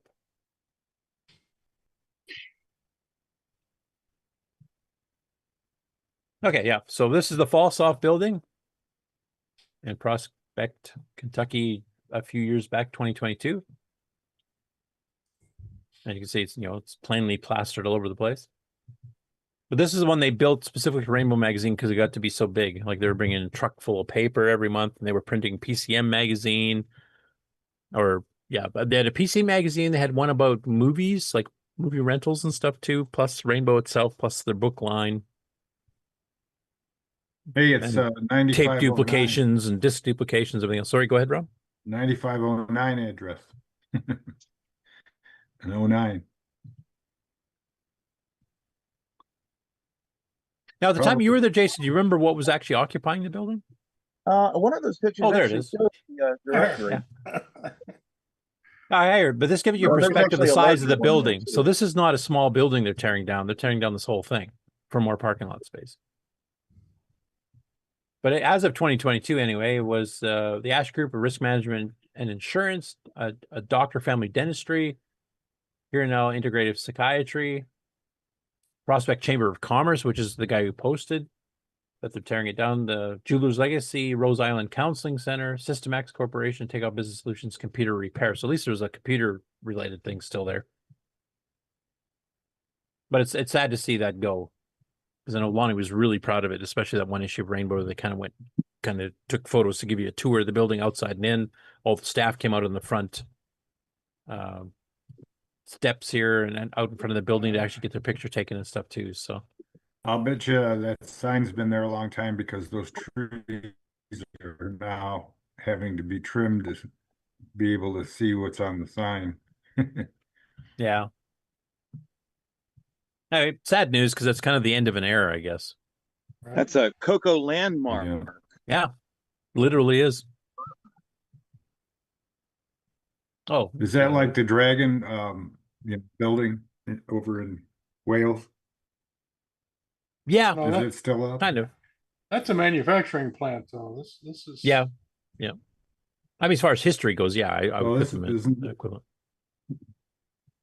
Yeah, Chris Durst mentioned they also did PCM, so I was remembering the name right. I wasn't positive I had the right, but for the Tandy 1000s, because they were definitely pro Tandy. And then, like I said, he did the one on movie rentals and stuff too, which I can't remember the name off the top of my head. So they're probably at one point they were publishing 3 different magazines at the same time with 80,000 rainbows a month, plus all the rainbow disc tapes that people had ordered, plus all the rainbow bookshelf stuff, which is like the Beginner's Guide to OS9 and OS9 Level 2, and then the 4 adventure books and the simulation books, and there was one on statistics or something. Even Tandy sold some of those books, so I mean they were kept pretty busy printing those as well. This is kind of a follow-up. Oh, go ahead. Does anybody know exactly where the magazine was actually produced? It wasn't, was it a manufacturing facility somewhere?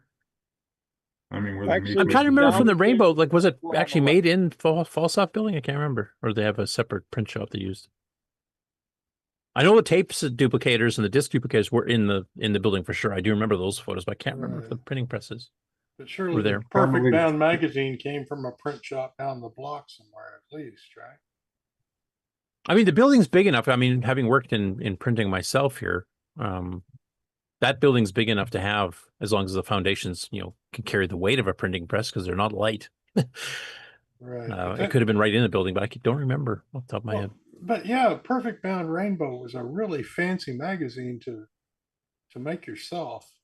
You would almost job that out, wouldn't you? I mean, well, think about it. At the beginning when it was really growing, and they were getting like from 60,000 to 70,000 to 80,000 people buying it every month over the span of 3 years, it would be cheaper in the long run if you think it's going to keep going like that to print it in house. But staples you can do in house easy, but well, you're thinking digital presses back then. This is real presses. This is like exactly. But you can cut and staple stuff much smaller than you can, slice and glue and Perfect Bound. Yeah, that square backed rainbows that they had for a while, and they were well done. They didn't fall apart like a lot of.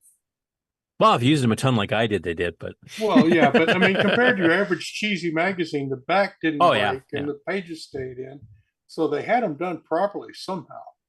That was, Yeah, and the fact they were publishing 3 magazines at once, I'll have to check the Rainbow. I can't remember. It's one of the July issues from like 87, 88, 89, somewhere around there that they had the whole, because they had a picture of them on the cover, kind of in a cartoon fashion, celebrating the anniversary birthday of Rainbow, and then they had a whole section in the middle of it with full color pictures of staff and different rooms and showing the different things. Anyway, to follow up here from Simon Jonathan, because he had created the SG Edit with his semi-graphics editor program that he wrote that runs on the web. And we talked about it, I think, last week or the week before.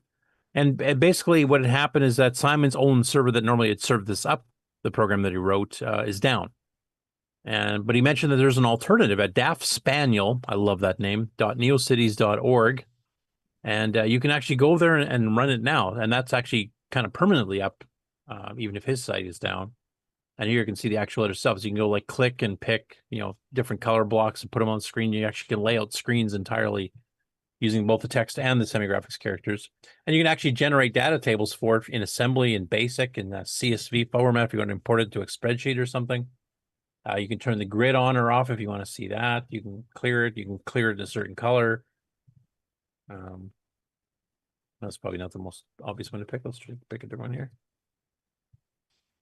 So basically, you just interact with the mouse, and you can actually design, how it's going to look, and it takes into consideration the rules. You can't just mix any two pixels side by side with different colors. It has to fall on a 2-pixel boundary because you can only have one color plus black as your alternate pixels in a 2x2 grid, because that's just the way semi-graphics works. For example, there. So if you want to do a semi-graphics graphics design, this is an excellent utility, and I know several people have used this in the past. And I do know Simon's site had gone down. I just kind of thought it was down, but it's good to see that there's an alternative version of it running that stays up so that you can go play with it. After that, I'll mention that Thomas Cherryholmes posted kind of a work in progress. He's writing an article for the relaunched Compute Gazette magazine, talking about FujiNet. And he kind of posted like his initial page he's writing about, but it actually mentioned what platforms it's on. The CoCo is actually mentioned prominently right over here. And of course, we've had people on the CoCoNation panel that are directly involved with this. Also, we've showed the videos that Thomas himself has done at various VCFs, et cetera, to promote it. But it's a cross-platform networking where you can actually have some standard protocols. Like they're trying to get stuff. I think the Atari's already working where you can actually have saved high score lists, so people can compete with each other from all over the world. And eventually he wants to get that on all the platforms. So if there's a version like, say, Puyan, which is on multiple platforms to begin with, if they get patched to handle this, you can compete with high scores between different platforms. So a CoCo person could take on an Atari 8-bit guy, an Apple II guy, etc. The one thing that I wish Compute, like if those of you remember Compute itself was a magazine for multiple systems, TI-99s, DIC-20s, CoCos, etc. Compute Gazette was one specifically for the C64, if I remember correctly. And for some reason, when they made this new version of the magazine, they're actually printing real printed magazines, just like Rainbow did back in the day. They decided to use the Gazette name, even though they are making it like the original non-Gazette Compute, because it is multi-platform. So I'm not quite sure why they did that, because there's been a lot of confusion watching comments and stuff here. Like, why are you calling that if you're putting stuff that's not C64 related? So C64 people are getting mad because they're covering a bunch of other stuff, and the regular people that regularly like to compute are mad because if you just read Compute Gazette and you know what it was from back then, and you had a TI-99 or a CoCo, you'd ignore it because it wasn't anything to do with your machine. So I don't know quite why they chose to do that. Maybe it's some legal issue or something. I don't know. But it looks like it's actually getting some pretty good traction. I've actually seen some good reviews from it. And I know there are some people in the CoCo community now who are starting to write articles for it specifically. Daniel O'Connor is writing an article, I think, for either the next issue or the issue after that herself, probably based on her music and flux capacitor stuff that we've shown on the show before. So, but I know some other CoCo people have also been thinking about writing some articles, because one thing Compute was not very good at was doing CoCo programs back in the day.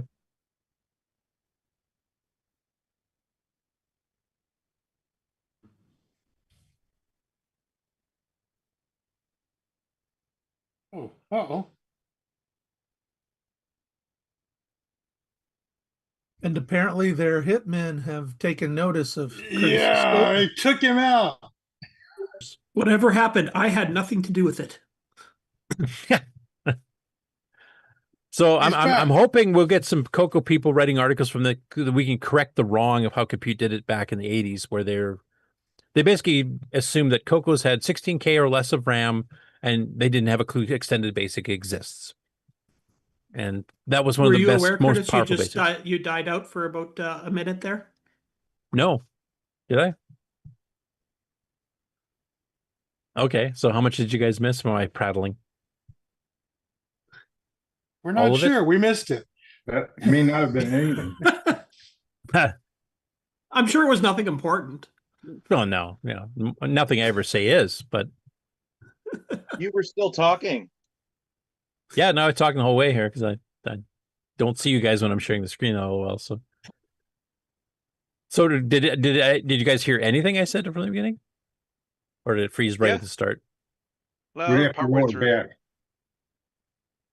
Yeah, you dropped out when you started talking about the egregious horribleness that CoCo's got from Compute Magazine. Oh yeah, It went because silent for a while, and then when you came back, you were still going on about. Oh it. yeah, that was a rant. Wrapping up. So Full it really on rant. wasn't. No, that's one of the reasons I was not a fan of Compute back in the day, because they assumed the CoCos had 16K RAM or less and no extended basic, or just color basic. And all the people that wrote CoCo software for them, even if the other platforms were using high res and sprites and everything else, they would do like, set, reset. And I'm hoping the people that are writing for the CoCo nowadays, because they are getting stuff written for the CoCo specifically, like Daniel O'Connor, I mentioned, but I don't know if you heard that she's writing one article, and there's some other CoCo people that are writing articles as well. So I'm hoping that this time around we will do it right, where extended basic exists. You can have more than 16K. CoCo 3s exist. There's a lot more stuff you could do. Well, they weren't into that options thing. You got a VIC-20, that was that. You got a C64. Yeah, but they use the They use the expanded VIC-20s. They didn't say you got a 5K VIC-20 and that's it. They went through everything. They did all the pokes and stuff there to like program the sound chip and use the redefinable character sets. Like, they didn't skimp on the other ones. It was just the CoCo. There was one other one they used to skimp on quite a bit. I can't remember which one it was. But there's two that they really considered second-class citizens, as far as I was concerned, which is why I wasn't a huge fan of Compute back in the day. Right. But at least they covered the CoCo, so people that only saw that, and not all stores carried Rainbow. At least they saw something and said color computer versions included. But there was more CoCo content in the Computer Shopper, the big 700-page catalog. Yeah. Well, the thing is, too, the CoCo had multiple major magazines: Color Computer News, Rainbow, Color Computer Magazine, Hot CoCo, Undercolor, Spectrogram. I'm forgetting a few other ones here, but we had quite a few, and a lot of these were like 80 pages and up, and a lot of them were full color, professionally printed magazines. Like, we had a lot of content, and Rainbow was one of the biggest of a specific computer until the PC and Mac stuff really took off. Because I've taken a look at some of the old what's the Atari one, Antic, and some of the other ones. They were usually like 120, 140, maybe 200 pages most of the time, whereas Rainbow was 300 plus for like 2 years straight or something. Anyways, it's good to see that the CoCo is getting mentioned in the new version of the magazine. I hope that some of the article writers here will actually give it its proper due of what its basic was capable of, because extended basic was the basis of GW basic for the IBM PC, which became the standard, and had a bunch of stuff like the play command, the draw command, and a lot of graphics commands rather than very primitive stuff. Anyway, that's I finished my rant now. It only took me twice as long. You remember what the most popular command in Commodore Basic is? Poke. That's the only way you can get it to do anything. Maybe a for next loop. To run your pokes, exactly. Yeah. Okay, so after that, I'm going to switch over to the upcoming shows, because that list has shrunk a bit, and get that out of the way. Then I'll go into the gaming news, and then I'll pass it off to the Game On Challenge guys. Ken, you're still holding up on your end, unlike I did? I think I am, yeah. Yeah, that's good news. Yeah, your voice sounds nice and clear. Okay, good. And apparently you're actually still broadcasting, unlike me. Okay. Found the right window.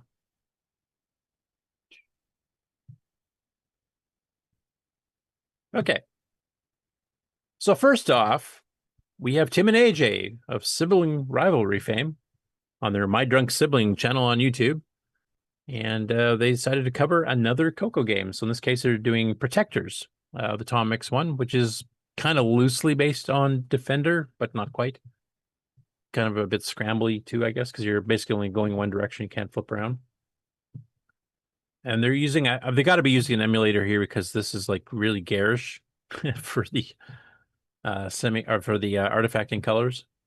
I don't think it quite looks like this on the actual hardware, but I think Tim had some issues with this CoCo. So if you've never played Protectors before, we have covered this one in the Game On Challenge. But it's done with their normal sense of humor, as you can probably tell by how much they're laughing every time I pause the clip here. But definitely go check it out. You also notice that Tim has let his hair go back to its natural color and cut it short. He's trying to do the beach blonde California surfer dude vibe for a bit there. Yeah, we asked him about the hair change, and it was because he was in Florida and the heat and humidity there was no other way to go than aerodynamic. Awesome. I hadn't heard that. And then this one I think I'd missed earlier. This was actually released in July, but there was another episode they did with Pac-Tac 2. Now, Pac-Tac has a rather strange history. It was one of the very first Semi-Graphics 24 games made for the CoCo. One of the very first third-party games for the CoCo, especially an arcade clone of Pac-Man, obviously. Came out by Computerware. The original Semi-Graphics 24 version came out in 1981, which is quite early considering the CoCo didn't really go on sale until late fall of 1980. And of course, developers had to get them and then write utilities to do stuff on them and then write games for them. So this was pretty rapid fire for them. But the Computerware itself came out with like a Pac-Tac 2, which basically converted to from Semi-Graphics 24 to P-Mode 4 with artifact colors. Then there was another version that was called Snack Pack that Tom Mix sold, which is basically the exact same thing with slightly different different graphics, but also P-Mode 4. And I don't think that was sanctioned because Tom Mix didn't advertise it too long and it suddenly disappeared. And there was a fourth version at some point too, which I can't remember off the top of my head, but basically this same code got redone a few times, exact same sound routines, exact same mazes, the same, only 3 ghosts, not 4, etc.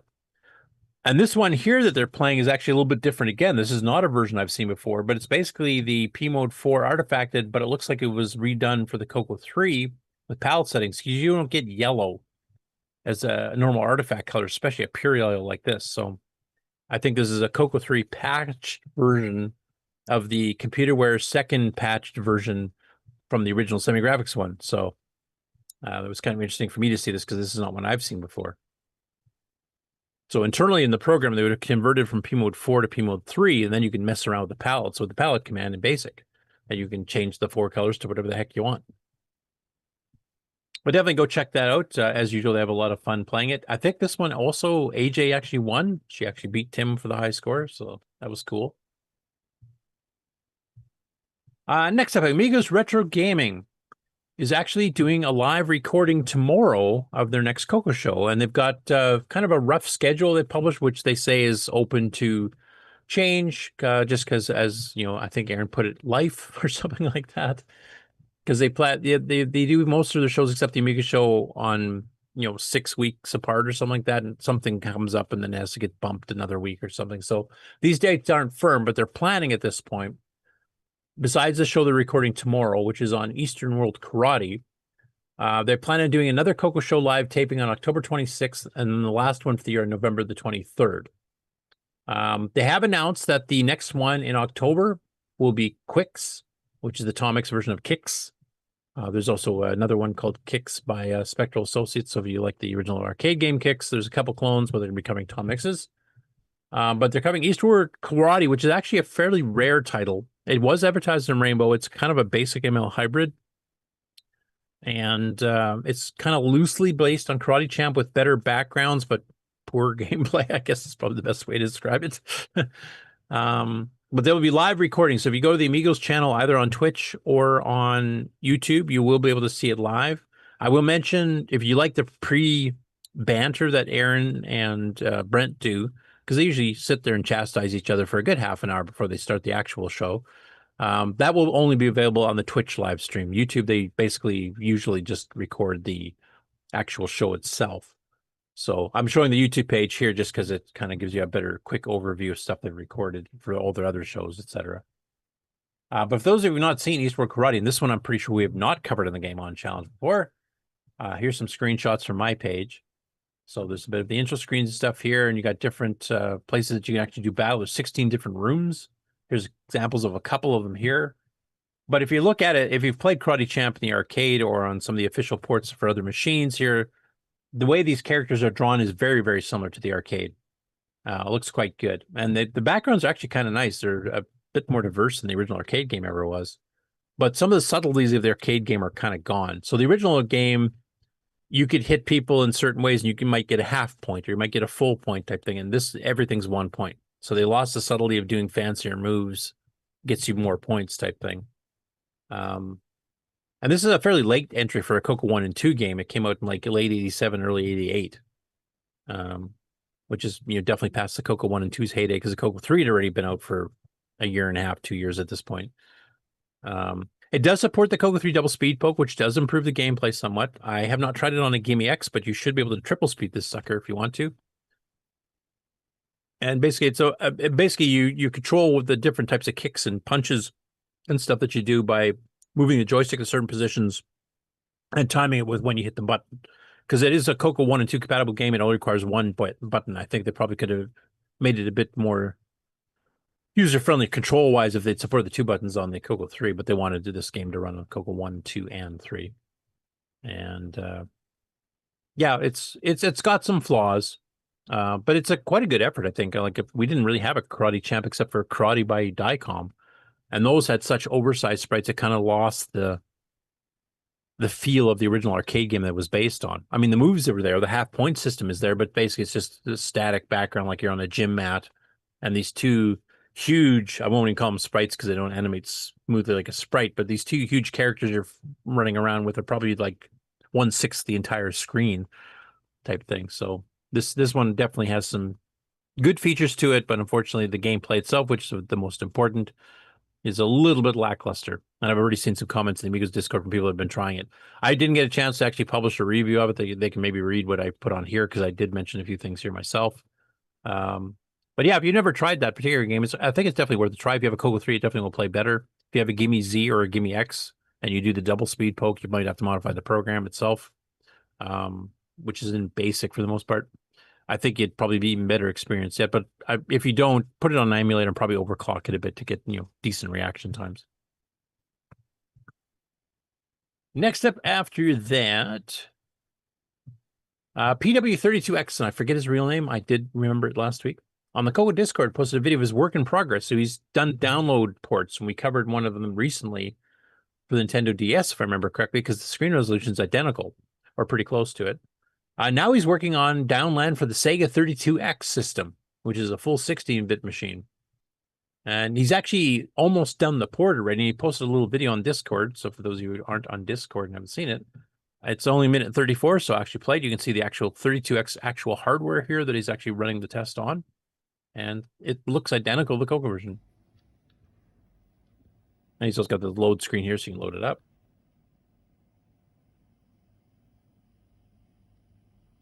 And he's based it on the 1.1 revision that was more CoCo 3 friendly. I don't know how well the sound's showing up. Maybe I'll turn that up here. But the sound effects sound identical. The screen layout's identical. Unlike the DS version, you didn't have to shrink the graphics a little bit to get it to fit. So it looks pretty well like the CoCo version. Does anybody here on the panel or in the chat actually have a Sega Genesis 32X? Because I'm not, or Sega 32X system? Because I don't know how popular it was. I didn't have any friends that had that particular one. A lot of guys I knew had the Genesis, but the 32X I'm not that familiar with.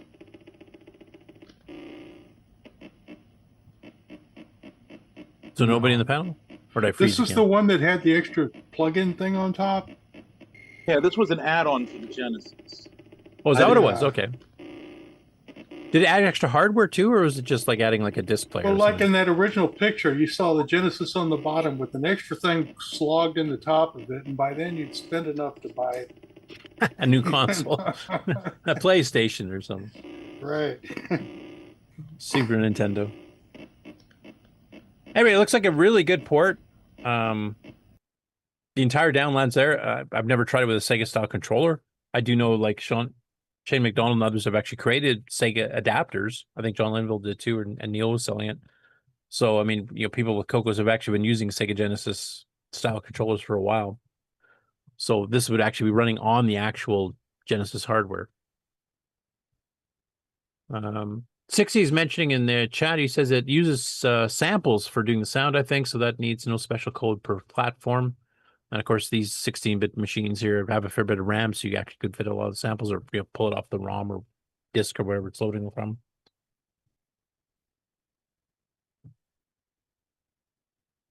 And AJ Griglak, I hope I'm pronouncing your name correctly, he says, yeah, he's got a 32X, so he'd be a person to actually try this. Brian Blake says he also has one as well. He's got a Model 1 Genesis and a Model 1 Sega CD and 32X. And then Tony's like me. CoCo was the only game system he had. That was true with me up until I got the Wii. Next up, we got Expert Tech. He's the guy down in Brazil, I believe, who basically he's got a real CoCo 2 hooked up to an amber screen monitor with a CoCo SDC, and he's just going through all his discs from his youth and trying all the games out, occasionally some serious programs. And he's been going through his Volume 7 disc. We've been covering the videos from that. Once he completes a disc, he always does kind of a summary video where he basically, if you want to see all the games that he found that disc in one bigger video, this is it. So it's like a 45-minute thing. The games he covered on his Volume 7 disc were Blackjack, Pirate, and Solitaire, which are from the games pack from Datasoft that was sold by Tandy on cassette. Cosmic Football, I think that was a Spectral Associates duplication of the old Mattel Electronics handheld electronic football game from the late 70s. Packet Man, which he called Pac-Man here, which is Greg Zumwalt's Pac-Man. I think the very first Pac-Man clone on the CoCo period. And then Protectors, which we just covered on Tim and AJ's show and played not too long ago on the Game On Challenge. So basically, he goes through all of them here in one big combo. But if you have been watching his videos up to now, you can probably skip this one because it's basically just rehashing what he's already shown you. If you're one that only wants to, do the summary, do one video every month or something like that, then wait for these to come out and you can do the whole thing in one shot. Next up, this was a bit of a surprise. And Paul, are you still on the call? I am. So you released Paku Paku, which is a Game On Challenge, and there's a special thing happening a little bit later here with Ken and you. But you kind of came out of the video here. I just kind of caught where you backported the Ms. Paku, sorry, back to the CoCo 2 and 1, and then also you brought an MC10 version of that one as well. I did. The MC10 one I just posted this morning. So for those MC10 users, you wanted another game, here you go. But Paul put up a little demo here showing the color choices he made to get this to run on a CoCo 1 or 2 without artifact colors. So this is using the green, yellow, blue, red palette. I think he did a pretty spanking good job. I'm assuming the MC10 is exactly the same except just lower res. It same res, looks exactly the same. 128 by 96 then? That's right. It just doesn't, the MC10 doesn't have the same audio. Doesn't have the same sound. Right, yeah, because 1-bit sound versus 6, right? Well, it was actually a limitation of the memory. I thought maybe there might be a way that I could figure out how to do the digital samples that I used for the CoCo 2 and the CoCo 3 version, but I ran out of memory. There are so many compiled sprites, and I wanted to ensure that the MC10 version ran on an MC10 with the stock 16K expansion, so it only gives you 20K of usable RAM, and I actually had to make some adjustments for the MC10 version just in the graphics themselves to get it all to fit. Okay. Are you planning on releasing one that will handle like 32K from the STX 128 or the 32SD? Yeah, it's I am giving that serious consideration, but I thought, I didn't MC10, right? There's not that many people have an MC10, and there's even fewer people that have an MC10 with all of the bells and whistles added to it. So I thought, do something. Just shoot for the 20K standard 60K. Yeah, at least initially. But I am really interested in wanting, and trying to do one with digital audio sound effects that takes advantage of the extra memory like the MCX SD offers, etc. Okay. So I'll play the video. If you want me to cut it off at some point, Paul, or do you want to just play the whole 1 minute?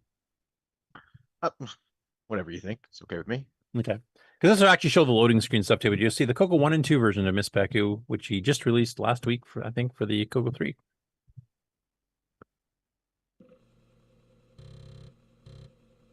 Yeah, and I used the trick that it hooks to start executing the program just the minute that you start to load or the second that you start to load. I saw that in one of Paul Fiscarelli's programs and stole it.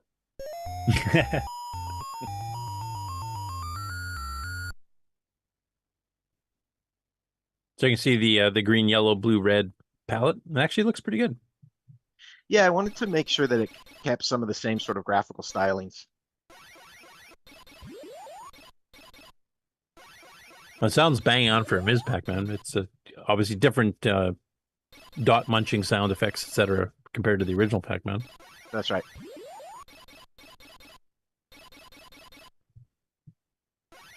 Yeah, it came out pretty good. There's a bug in it, which only is that pops the up 5-digit high score thing? Well, maybe there's 2 bugs in it then. There's there's another bug in it wherein if you are going to the right and the last dot that you eat is the power pellet, it will not register. But okay. I fixed that on the MC10 version that I just released, but I figured that this one probably does the exact same thing. So try to avoid getting into that situation and you'll never run into that bug. And it may be actually that the 5-digit high scores will get calculated properly here because I think I did it a little bit differently on the CoCo 2 version. Excuse me, in Miss Pacu versus Pacu. I just have to go back and look.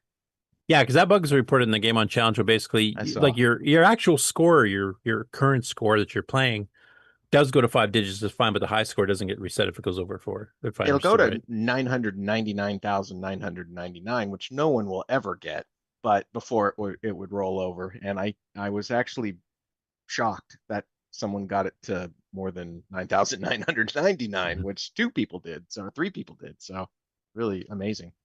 Yeah.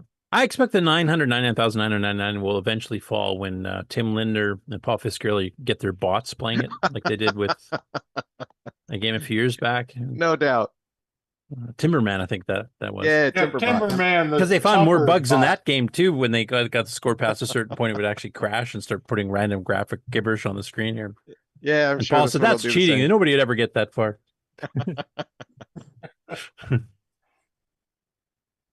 Yeah, so the MC10 version is out too, and you can get both. You can get all 3 of the Miss Pacu versions right here. And if that's you've got the latest load up, so you can get the .c10 file as well as the virtual disk, and the virtual disk has both the CoCo 3 and CoCo 2 version on it. Yeah, and they're free too, right? I believe they're free. Yeah. Now, do you accept donations if somebody wants to kick in? No, I don't even give that option anymore. That and of course, itch.io wants me to use that option, and it's an option that I can use, but I don't. It's just it's free. Okay. Share and enjoy. And you can see the screenshots here, the one we showed last week, and there's a little clickable YouTube link there too for the CoCo 3 version, which obviously has some enhanced color. And then here's the yeah, the CoCo 2 version doesn't play quite as fast as the CoCo 3 version as one would expect. And while writing the CoCo 2 version and testing it on the various emulators, I maybe rediscovered the fact that MAME treats the 65495 poke just like a 65497 poke when it's emulating the CoCo 2, and so it was running at blazing speed on MAME. And so what I actually did was I took it doesn't go into fast mode at all in the code on any emulator, and now it runs just fine. And it lost maybe a hint of speed, and of course everybody will tell us that that poke on the CoCo 2 only helps when it's accessing ROM, and I suppose it also helps when it's reading any of the registers that are in FF20, FFO 00, all that kind of stuff, because it absolutely does speed up the audio when I'm doing 4 music playback and have the high speed poke running. So it does speed up on real hardware, you mean, or on emulators? On real hardware and on emulators, and not just talking about MAME, but on the other emulators which seem to behave a little bit more closely from a speed up poke perspective. Yeah, because if I remember, basically if it's 7 FFF and lower, it's regular speed, and if it's 8,000 and up hex, then it's double speed. But just for the sake of not having to worry about it at all, I just took the high speed poke out of the code altogether, and it runs just fine. Okay. For the CoCo Also, 2 David Laird, the chat says a 5-digit square bug. No fear of reaching that here. That's the way I felt about it. Yeah. Hey, go get it while it's hot. Next up, Nostalgia Vault covered another Inifito game called, well, this is one we've covered before. It's a several-year-old one called Aerial. Now, he mentions in the description, you'll see here, Tier City Color Computer 3, but he's playing the CoCo 1 and 2 version because the graphics in the CoCo 3 version are quite enhanced compared to this. I'm not quite sure why he did that. And I think it's one of the ones where he's trying to record the gameplay as a video to submit the high score to some of these official high score sites, because there's quite a few of them now taking, account of CoCo stuff, whether it's cross-platform like Aerial, Inifito games, or CoCo original stuff. But basically, he got a game score of 4,165 points here. Now, we're waiting for the next batch to come out, and actually just the last week or so, the next game from Inifito has started coming out. The CoCo and MC10 versions are not out yet as of I checked before the show. It's a game called, I have no idea how to pronounce this, Svalis. Now I'm going to do a quick refresh here just to see if it has any update, because there was an update this morning. It got up to 40 platforms. No, it's still 40. So out of the 115 platforms or 130 or whatever the heck they do for each one of these, they're not quite there yet. But for those who want to see what the MC10 and possibly the CoCo versions will look like roughly, the VZ200 by Laser Data, I believe, that version is out now, and that is a Z80 based machine from the early 80s, but it does use the 6847 VDD chip exactly the same as the CoCo. And you will actually see once this gets refreshed here, you can recognize the color set instantly. It's the same one Paul just used in his CoCo 1 and 2 version of Miss Peku. So if you want to see, like, I think they had a sound chip or something, so the sound's not going to be anywhere near what the CoCo version probably will sound like. But the graphics here should be pretty close. And, well, thank you, Firefox. Try that again.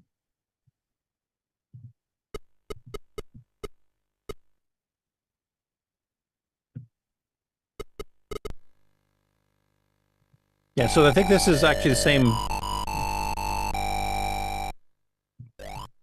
graphics and what I believe that Paul has used, and the MC10 version will use.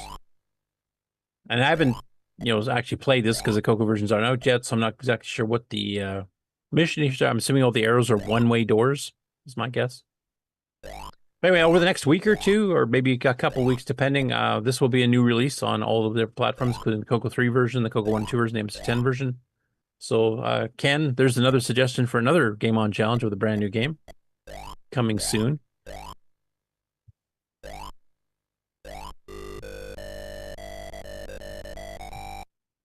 And then I usually do a quick preview of the next screen. And then you should cut it off right after that. So, yeah, looking forward to trying that one. Inifito's been doing quite a bit of good stuff, and on literally over 100 platforms.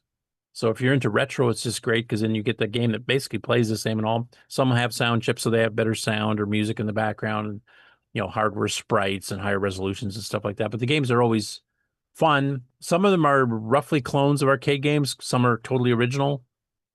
This one, from first glance, looks original to me. I don't recall an arcade game like this, but if anybody else remembers one, either in the chat or in the panel, let me know, because I'll have to do website entry and write up on this at some point in the near future. I do want to try to start catching up all the new games here because I'm falling further and further behind. But expect this release next couple of weeks. The very first release of this, I think, only came out August 8th or 9th or something like that. So it just started coming out, and it usually takes them about 3 weeks to a month to get all the different platforms done. So look forward to that. And I will stop that share. Quickly go through the upcoming shows. Did I go through the upcoming shows already? I don't think I did I? Yeah. Okay. Go there. Okay, so let me share that screen.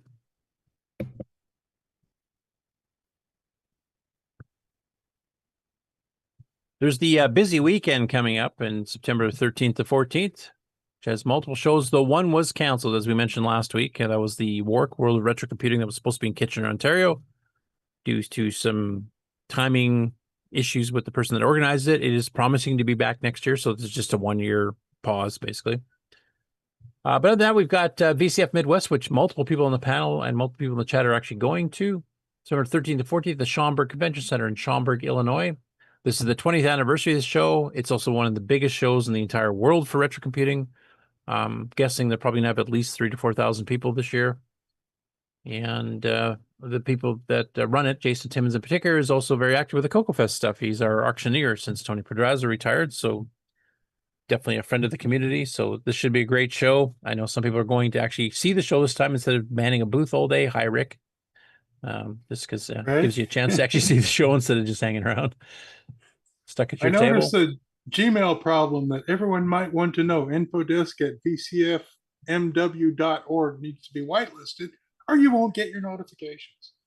That may be where I haven't heard anything. Ooh. Gmail doesn't like them. They don't like us. We have to fight back, Fate. I don't like them either because they went and took away, what was their equivalent of Facebook for a while there? Oh, yeah.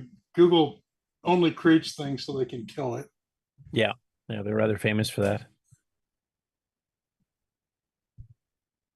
Also that same weekend, it's Retro World Expo. September 12th to the 14th at the Connecticut Convention Center in Hartford, Connecticut. This is the one that has a bit of extra stuff like, wrestling and things too. But it covers arcade games, retro consoles, retro computers, peripherals around the side, plush toys and lunch boxes that, had to do with video games, etc.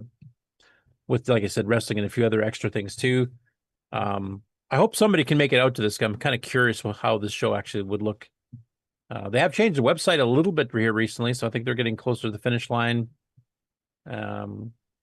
You can register, you can put a vendor application to get a booth, purchase the tickets, etc. And it looks to be a pretty professionally run show from what I've seen from the video backgrounds and actually just going through some photos I've seen online too. So definitely it's gaming oriented. So if you're like a hardware nerd, may not be quite as interesting. If you're Nitrous 9 nerd, probably not quite as interesting either. But if you're a gamer and you play with gaming consoles and retro computers, etc., then definitely looks like a show worthwhile going to. After that, a little bit later in the end of September, we have Tandy Assembly for 2025, and that is September the 26th to the 28th. The 26th is the Tech Track Day. That's Friday, where a whole bunch of really technical talks you can go to. The rest of it is weekend is basically the regular seminars and also the vendor booths and everything else. But Friday is just the tech talks. So if you are not a hardcore techie person, you just want to see the vendors and see what stuff you can buy, you may not have to go to the Friday. This is taking place at the Courtyard by Marriott, Springfield downtown in Springfield, Ohio. One big thing of note, if you were at CoCoFEST this past year, if you bring your badge from CoCoFEST to Tandy Assembly, you will get free admission. Normally it's $10 a day. So $30 if you want to do the full 3 days, or $20 if you want to do just the main, floor with the vendors, etc. But you get absolutely free if you bring your CoCoFEST pass. So it's a nice cross promotion there. And another note here is Peter Satinsky, one of the organizers for it, mentioned back on May 13th that already sold out of all the tables for vendors. So if you're trying to be a vendor now, unless somebody's canceled, I don't think you'll be able to get it. Next after that, we have one that Tim and AJ have actually been to as vendors. And I think they're planning on attending this year as, just like Rick is, at VCF Midwest, just going to actually see the show. Because these shows are busy enough that if you're manning your own table, you'll never get away to see any of the rest of the show. But basically, this one is on October 17th to the 19th. And it's at the Oregon Convention Center in Portland, Oregon. And they have a warning right now. Exhibitor space is limited, so they're pretty well getting close to selling out as well. And but it looked like a really fun time. We actually had Tim and AJ live streaming from there and demoing some stuff because they were recording some of their shows live. They were doing live game playing competitions against anybody who just happened to walk up and visit the booth type thing on a variety of platforms, including the CoCo. So it looked like a lot of fun. Next after that, thanks to Erico Monteiro for reminding me of this one. So Retro SC, which is one of the biggest retro shows in Brazil. And it's actually on an island that's attached by a bridge to the mainland in eastern Brazil. Coming up in 90 days. So this is actually happening on November the 15th at Florianopolis SC, which is the state name, I guess, or state initials Well, in I'm glad I Brazil. got the bridge because I wouldn't want to swim it. Well, I know it's a tropical paradise from what Erico tells me, so you might just kind of float across. It's in the ocean, right? And they're below the equator. So I will mention November might seem like it might be cold for us North Americans here, but actually down there it's kind of their summer. So it should be nice and warm. And Erico swears the beaches there are just beautiful. And I took a look at some pictures online. Actually, it does look really nice. And we've had, of course, him and Louis and a few others actually come on. He's offered to help translate, because a lot of people there speak, what is it for Brazil? Portuguese, I think. Portuguese, I think. Yeah. So he speaks quite good English. Louis and a few others speak pretty good English, so you definitely get some translation. But there's a lot of CoCo representation. People bring their CoCo 3s and CoCo 2s. But Brazil, of course, is famous for having all these quote-unquote gray area clones due to copyright laws they had in Brazil at the time. There's a ton of clones of the CoCo. The CP400 and CP402 are probably the most popular, but you'll see a whole bunch of Codemex and a bunch of others there as well. And they'll be demonstrating CoCo 3s and gaming. And some of the joysticks and stuff we've shown on the show that they're actually manufacturing there because they've got people doing their own 3D printing and hardware design there as well. So you get to see all that. And he really wants to encourage some of the people from elsewhere in the CoCo community to come down and visit Brazil. So, and that is definitely on my bucket list now. And after that, we got the first official VCF for Canada. VCF Montreal. I was hoping Frederick would be here to help translate some of these because I can't pronounce them properly.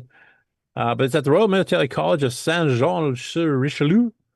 I probably butchered that to hell, which is just outside of Montreal. So it's basically you're flying to Montreal if you're going to it. January 24th to 25th. And this is, like I said, the first officially sanctioned VCF for Canada. Hopefully the first of several, I'm hoping. And I don't know if they started actually fully booking speakers and stuff here. They're still, it's pretty far off in the future, so I don't know if we've got anything booked yet. Doesn't look like it.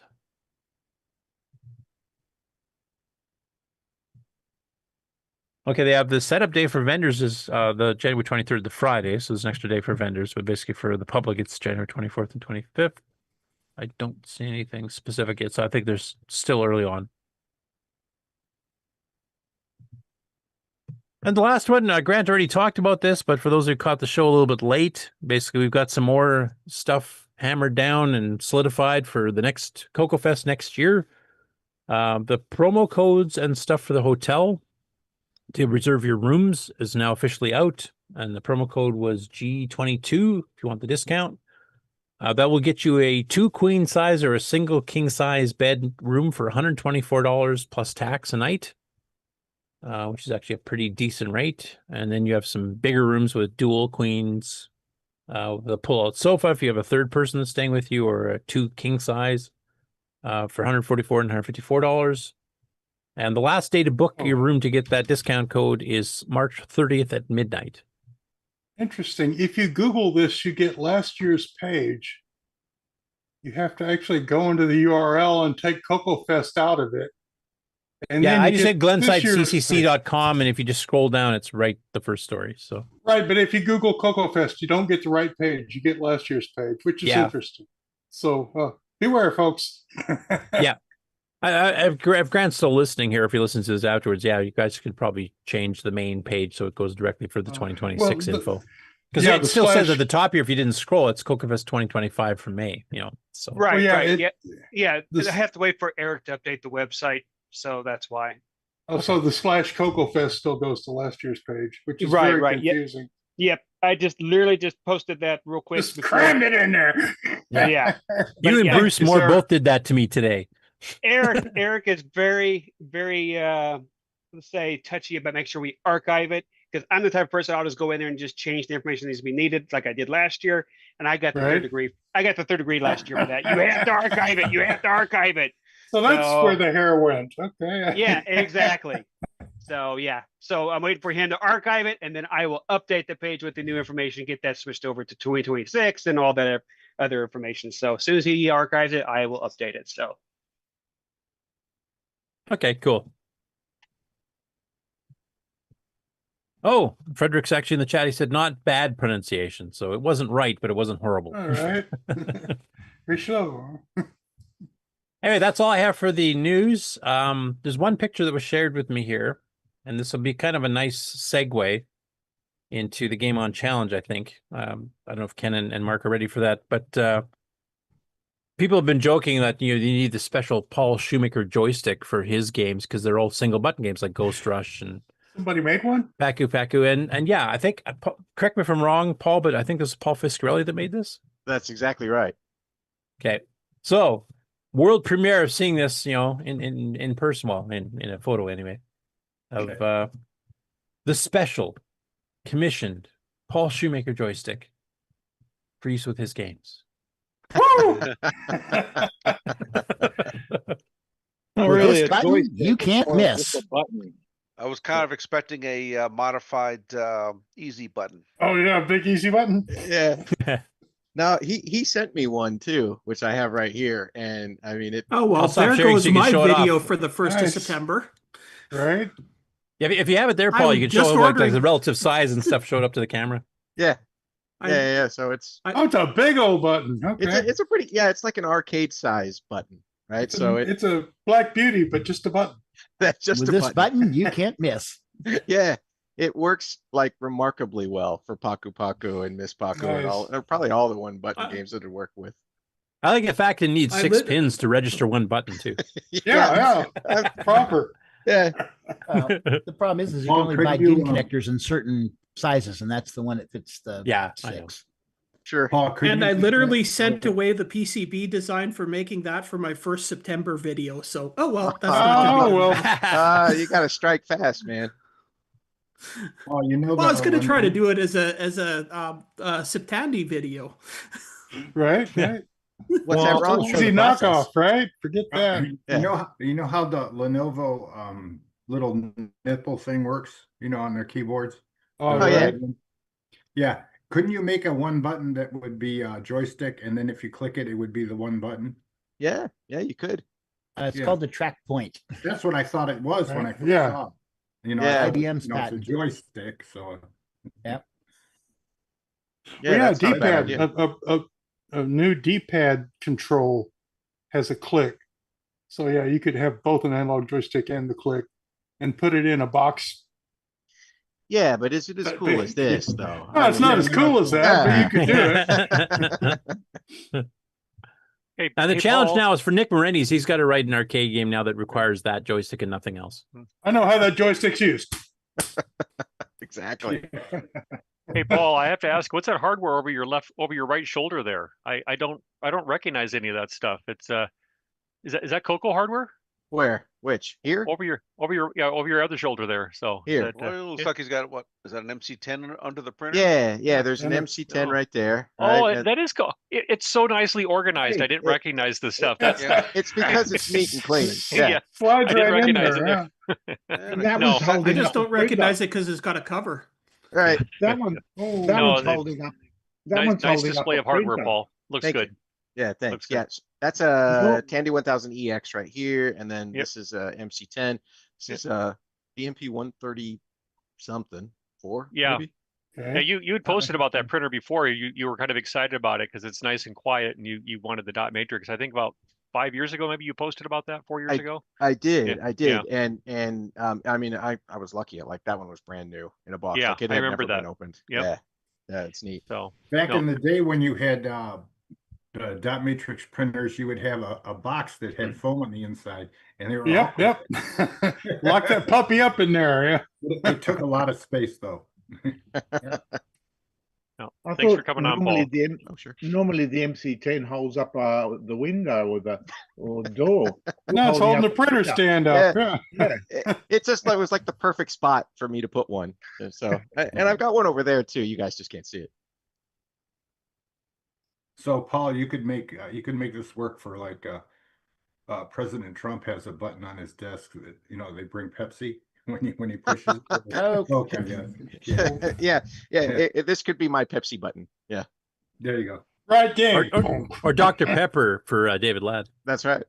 Right. When J.D. Vance was first in the White House, he said that he reached over and pressed the button and looked at J.D. and J.D. looked at him and he goes, "What did you just do?" And he goes, "I got a Coke. What else?" He thought it was, I hope that was the button he pressed. The button. Yeah, hope he didn't get mixed up with the other one. Yeah, don't hit the other button. The Yeah, and if launch you button, think of right? it, that's the joystick because it makes him happy. Okay, we ready for game on results? No, but let's do it anyway. Okay. What the heck?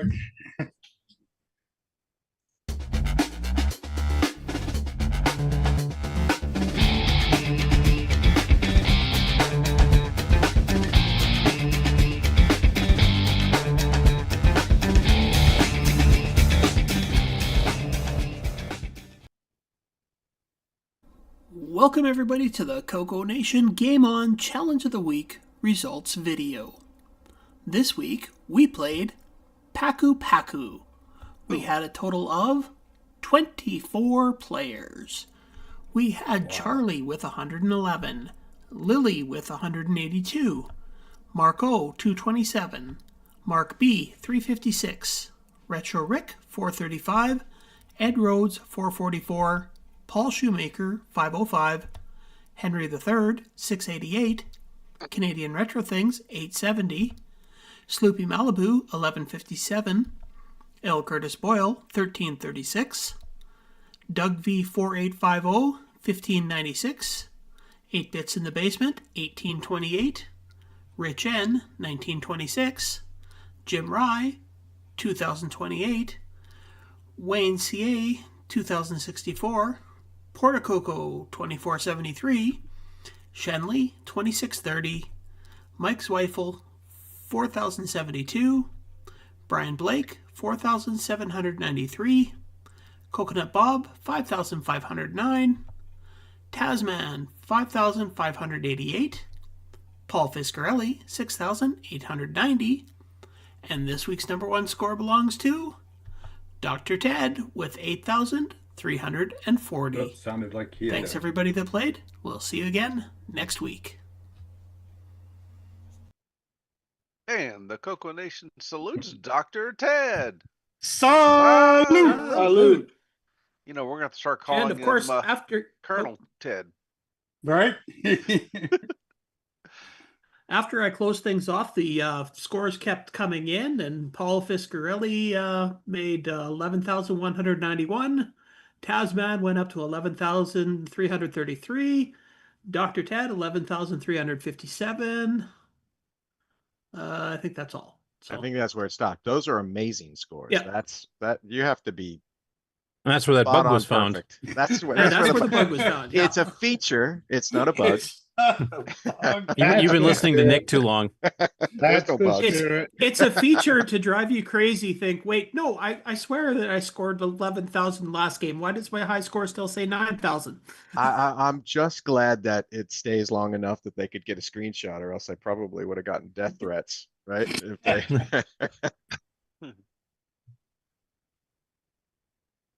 So, Paku Paku, well, you know, again, I searched through so many issues of Rainbow and everything else and could not find any reviews for it. Yeah, even icepeople.net didn't have any. That's so. a shame. Yeah. But obviously, another great one-button game that, Ron, why didn't you play this? Why didn't you submit a score? I did play it. I submitted a score in my mind. That'll work. Okay. But now you didn't get entered into the draw. That's okay. I don't need any glory. I have enough. Actually, Ken, you should remind the folks at home what the draw is about. Well, everybody that submitted a score for this game gets entered into the draw to win a, what is it? It's a cartridge. It's a cartridge of Paku Paku, Yes. one of a kind, special edition. You will be the only owner of this in the world. And yes, and the one and only, and it's sort of like those, you know, like those pennies that get stamped twice that end up being worth like $1 million later, because it not only is the one and only, it's the one and only that has 2 bugs in it that'll never be fixed. So, Yeah, go. It'll distinguish itself forever that way. So there you go. You cannot score over 10,000 points in this game. Or Well, will you can. not You just have to take a very happened. fast picture of it. Nope. Yeah. There will be no record. It will not go into the high score, so it never happened. Never happened. I don't think that'd be a problem for me. it wouldn't be a problem for me either. And yeah, I've played a lot trying to figure out if it was working right. So how they got 11,000 is that's amazing. Paul, have you thought about making a game that involves shoes? Shoes. So your name will flow with the Yeah, that's I haven't, because I've never seen anything that like, I don't know, struck my fancy or whatever. So if Like if maybe the ever I Monty do, Python foot that comes and stamps down. something, right? But that's a really good idea. I like that tie-in. Haha. Yeah, you can call it cobbler or something. Right? Something. Yeah, that would be cool. Shoemaker's shoe. Yeah, that would be neat. I'll have to think about that. Yeah, so everybody who submitted a score, I have their name in what earlier this morning was a box of chocolate chip cookies, and now it's got everybody who submitted the score. And when you guys are ready, I can draw a name out here and see who the winner is. So I have one question. Does the winner get some of those chocolate chip cookies too, or are they all gone? No, they're gone. Right, those gone. Those are gone. Yeah, No, yeah, wait a things minute. had to be done. Is this game going to be played again next week? No, Nope. that was the 2 weeks. Sorry. Huh? That's the 2 weeks, Ron. Oh, okay. Paul, did you get my money about making all the names the same? Just curious. I like how you worded that. Did you get their money to do that? Yeah, Hey, get my money? Where's my money? It hasn't arrived yet. So Wait till sadly, he pulls out his own name. Oddly enough, he got 24 checks for this. So Yeah. whoever wins, that's the person who's he's cashed the check for. That's right. So you guys want to see who the winner is? Let's do it. All right, Let's here we do go. Sure. All right, not looking, moving around, not looking. Is it true that you're charging $70 for the shipping? Yes, the shipping is quite expensive. No, Free game, it's but free. yeah. Not as expensive as chocolate bars. The shipping is free. The winner is Mark B. Oh, there you go. There you go. There you go. There you don't have to worry about that bug. That's right. Mark B cheated. Yeah, did he cheat? Yeah, he win cheated. anything. We just assume he cheated because he won. Yep, Okay. he cheated. Okay. He's part of the CoCoNation, so he cheated. He paid somebody. Congratulations and nice job, Paul. Thanks for all your work. Oh, happy to do it. So Mark, Yeah. just ping me in Discord and send me, give me your Yeah, information. I'm going and to send I you will his get sent address, to okay? Oh, okay. And Mark First B, address I get is where I send it. I don't know. Right? 84.95 and the first address. So there you go. and Mark B, if you want to keep your job, you better forward that straight to my house. Congratulations, Mark. Careful, you. I might just let you have it. Let you have the job. Hey, maybe we should Not get the Mark B a cartridge, salute. the job. Maybe we should get Mark B a salute. He never gets the high score, so maybe he Yeah, gets a- that's There true. you go. Yeah. Well, Big salute to Mark B for being the random draw prize winner here. For this cartridge. salute. It's usually Marco and I competing for bottom end. Now I have to ask you, Mark, would you have preferred to win the cartridge in this, or would you prefer the chocolate chip cookies before they got emptied? That's the thing about Go it. for the cookies. Go Think for the about that one. cookies. Personally, I would have gone for the 'Cause- cartridge because it's a collectible I could thing. send you some. Yeah, it's a one of a cookies, Mark kind. B. Yeah, it's niche, but it was It's- official. it's It was made. It's gonna end up on the shelf right there behind me. proudly displayed. Yeah, they're right next to all the disk drives and other paraphernalia. Perfect. Next And to of course, the every Coco Rainbow so Fest, Mark for- B is going to be playing it live at his booth to demonstrate how good he is at the game. Right? Hey, Nick, your next game, Yeah. maybe you could do something along the lines of sorry, and then, make it your last game or something. For the, I've already got an idea for the next game. Yeah. Much better idea than sorry. I think for Well, next, there's already my game next named Sorry, project, isn't I'm going there? to go buy some cookies. Sorry? Yeah. For my next Hey. project, I think I'm just going to go buy some cookies. Hey, David Lord. Yeah, current employees are excluded from the contest, but since none of them get paid, we need to get something out of this deal. It's not rigged in any way. Trust us. Yeah. Yeah, right. Anyway, congratulations, Mark. I got to run, so All right, thanks. I'll have to find out later what new game Ken has picked because I have no idea what he picked.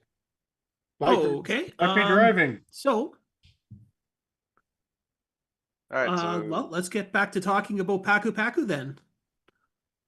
I don't know, Paul, what do you want to say about it? Is there anything you're particularly proud about in this game, or wish you could do better, or? I mean, obviously, you keep releasing new versions, so Yeah, you can keep making it better.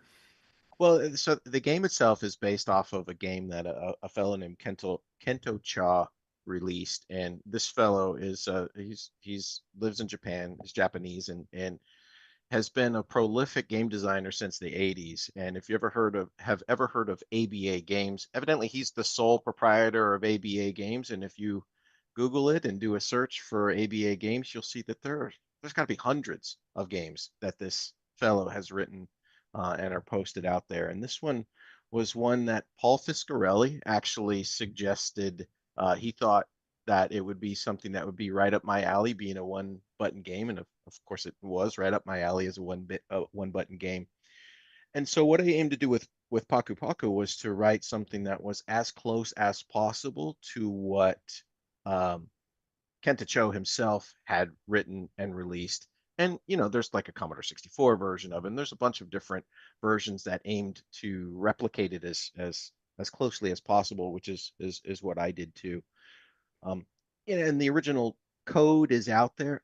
I don't know if it's written in Java or what it is, but the original code helped me a little bit, but I didn't port it based off of the original code because it was linked tightly to, I don't know, some crazy refresh rate that it was using for all of the timings, which of course I couldn't do on the CoCo. So I just tried to approximate the gameplay as much as I could. But in writing that game, which has very simple graphics and as I said, really replicates the look and feel of the original game, that's why I decided to try something with Miss Paku that was a little bit different, where it had a little bit fancier graphics, and I wanted to kind of use Miss Paku as the way that, you know, as the game that I finally figured out sort of how to do H-Sync based interrupt audio and digital sounds and things like that. And so that's why I wanted to kind of evolve my ability as a programmer with Miss Paku. But as far as strategy, right? I you know, there was some conversation on Discord as far as strategy, what's the right way to play, or, you know, what's the best way to play the game to get the best score. From my perspective, that game is about eating the ghost. It's not about eating the dots. So the number one strategy from my perspective is to try to eat the ghost on every level, because the value of the ghost increases with every level. So as you get into, and you saw those guys with 11,000 point scores, it's because they were eating ghosts past level 20 when each of the ghosts starts to be worth a significant amount of points. So strategy number one is eat the ghost on every level so that you can get the points in the middle. And that's strategy number two, eat the points in the middle. You can get the ones on the edges pretty easily, but you got to go for the points in the middle. And then just remember to try to improve your timing so that you are eating the power pellet when that ghost is as close to you as you can, because of, just like in regular Pac-Man, the later stages, the amount of time that the ghost stays, I don't know, scared and running away from you and is vulnerable to you gets shorter and shorter and shorter as the levels go on. So it's a game ultimately that's, I think, about eating the ghost. That's why I didn't score very high. Yeah, I think, you know, because we're in the mode of playing Pac-Man, and Pac-Man is about clearing the level. And if you eat some ghosts once in a while, that's good, and you get some extra points and things like that. It's about clearing the level. This one is really not about that at all. And I think that's part of it. There you go, Mark B. Mark B should be able to break 10,000 now. Now you know. Now you know the secret, Mark. Okay.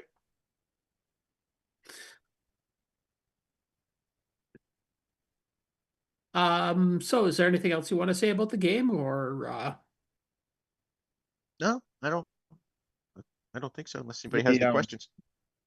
The cartridge you made, are you going to be selling it on cartridge as well? No, Nick, I just made it. I happen to have just one, right? I had one cartridge, case and the ability to burn a ROM for it. I just thought I would do something funny or fun for this thing. Is it an That's AK ROM? exclusive, one of a kind.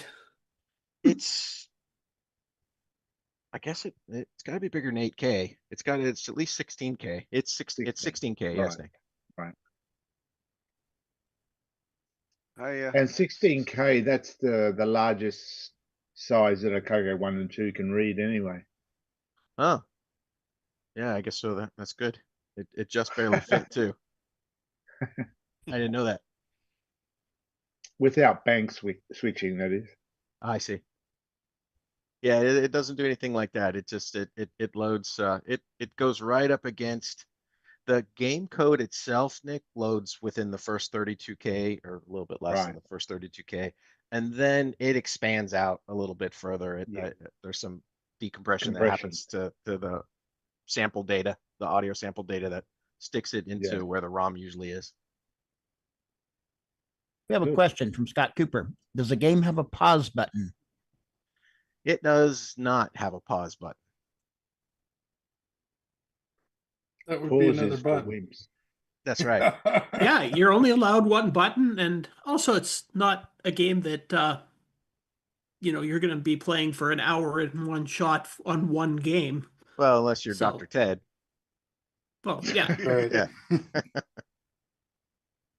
But I mean, he's not even human, so it doesn't. He doesn't need a pause button. That's right. You can use the RS button on the back. Or just die and let the track screen mode go while you go to the bathroom and then come back and play another game. That's right. Reset button. Oh yeah.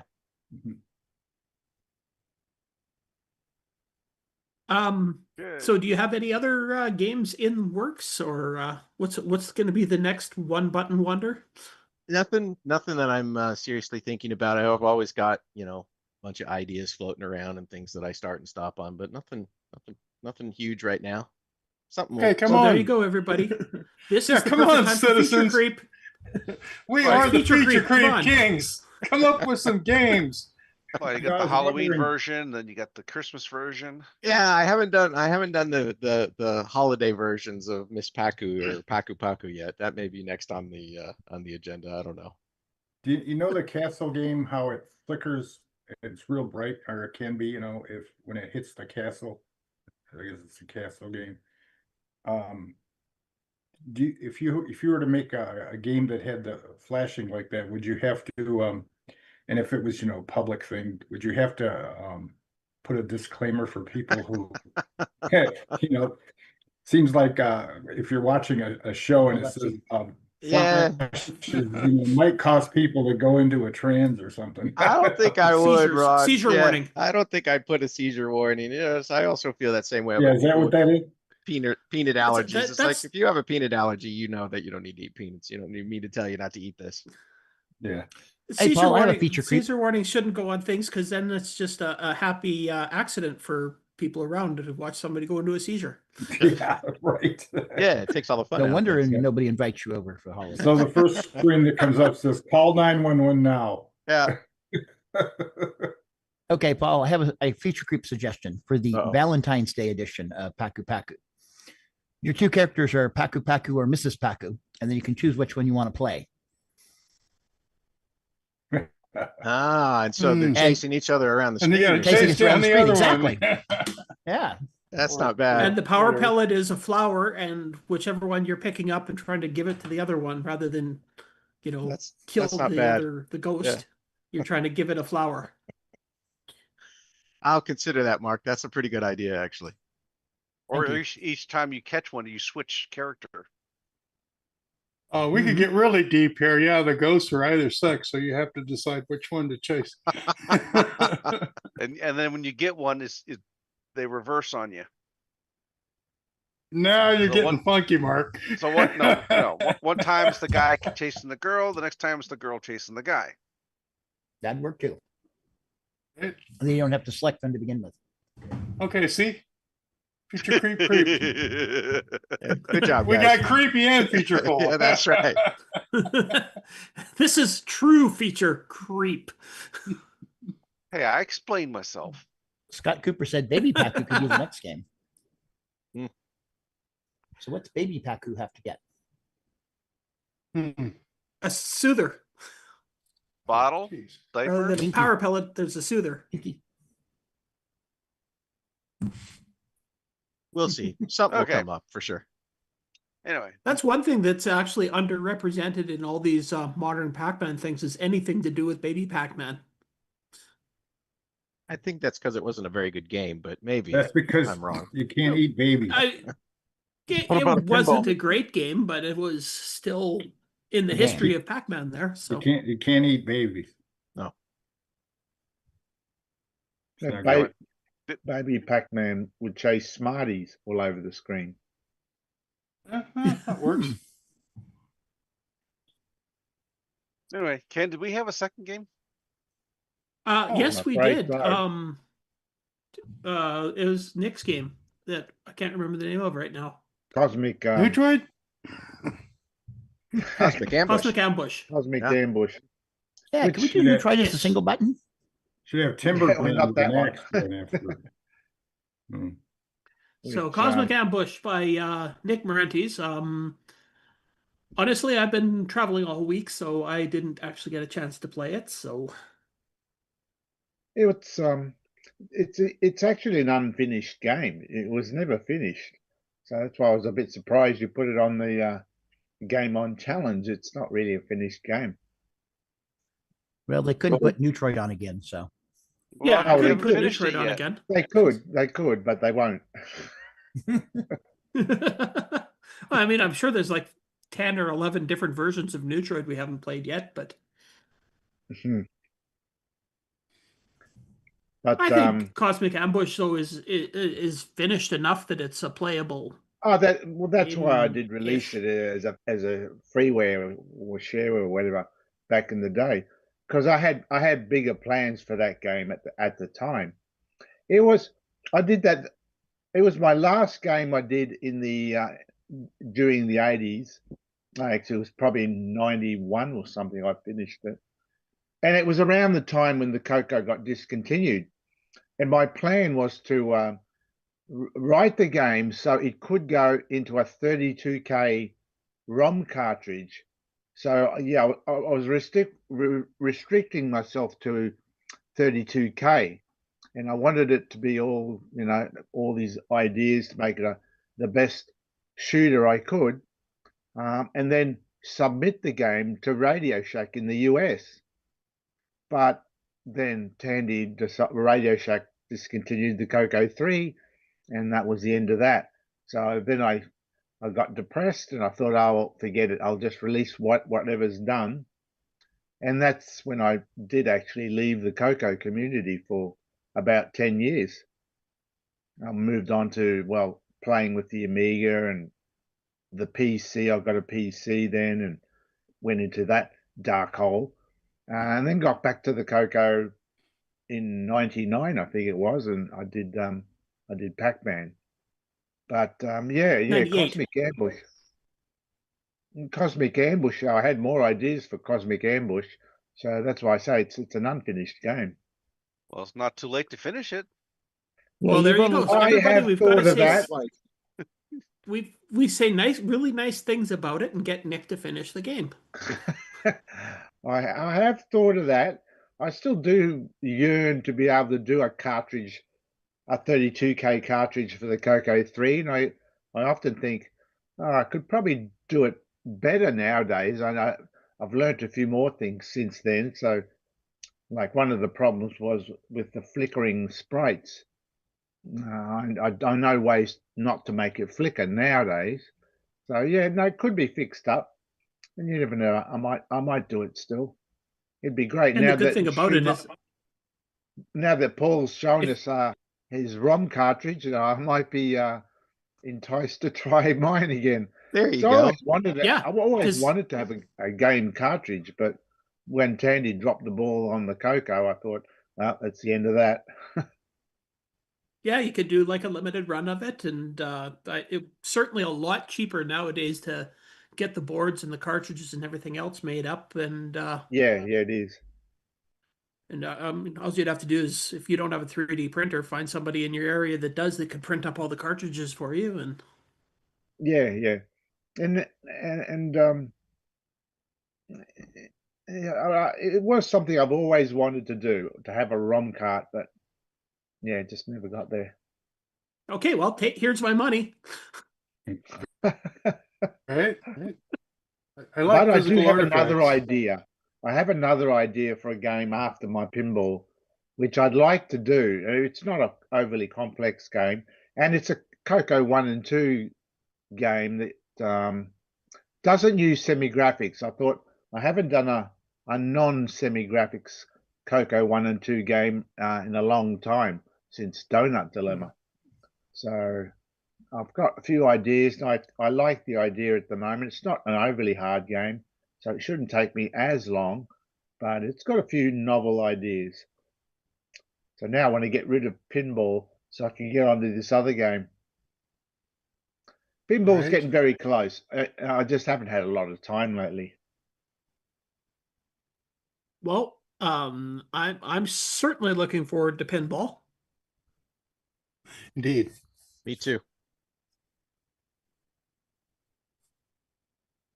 Yeah. So have you got any video of the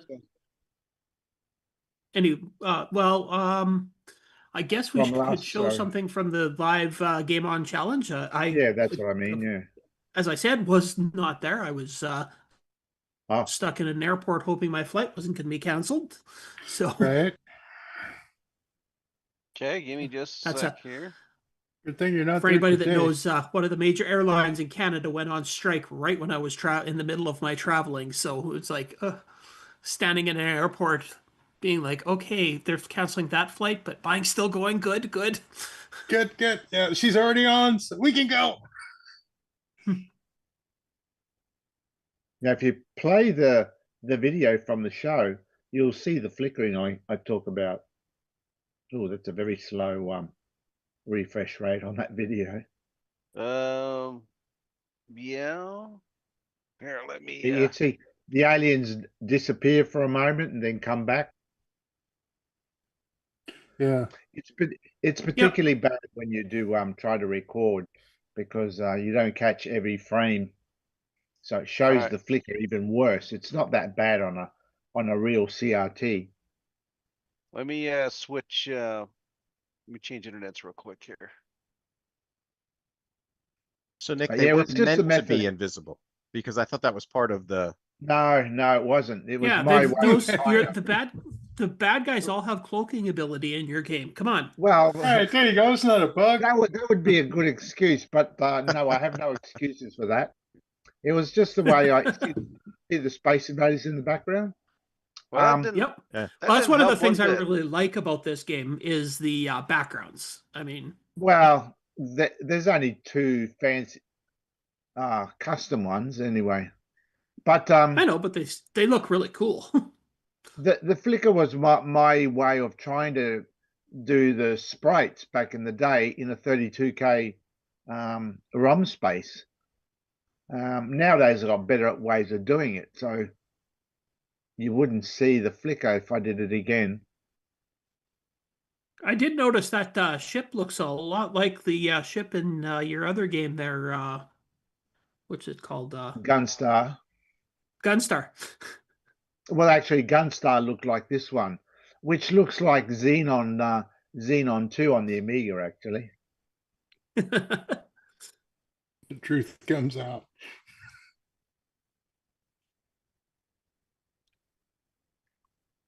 So like I said, I had no idea what happened in this show. So Right, yeah. is anybody that was there here? No. Nope. I went to bed early. I started it, but I've already left by this point. We were Here all comes the flooded. Space Invader in the background. So yeah, I don't know why Zoom doesn't want to give us our full frame rate, but okay. Yeah, so you can really see the flicker in when it's a slow frame rate. Right. Yeah. But you know, I think overall it's still a really good game. Like it's It had the potential. Yeah. I Yeah. mean, one of the ideas was to have a star background in the black areas, traveling at a slower rate, so you had a parallax Right. effect. Yeah. So parallax effect, yeah. Yep, I never added that in. And the aliens, they were supposed to be more. They were supposed to have more flight patterns, not just falling down on a bit of a curve. They were supposed to do a few loops as well, but I never added that in. And yeah, so like I said, it's unfinished. But yeah, I Then was I guess depressed. we'll call it a good demo.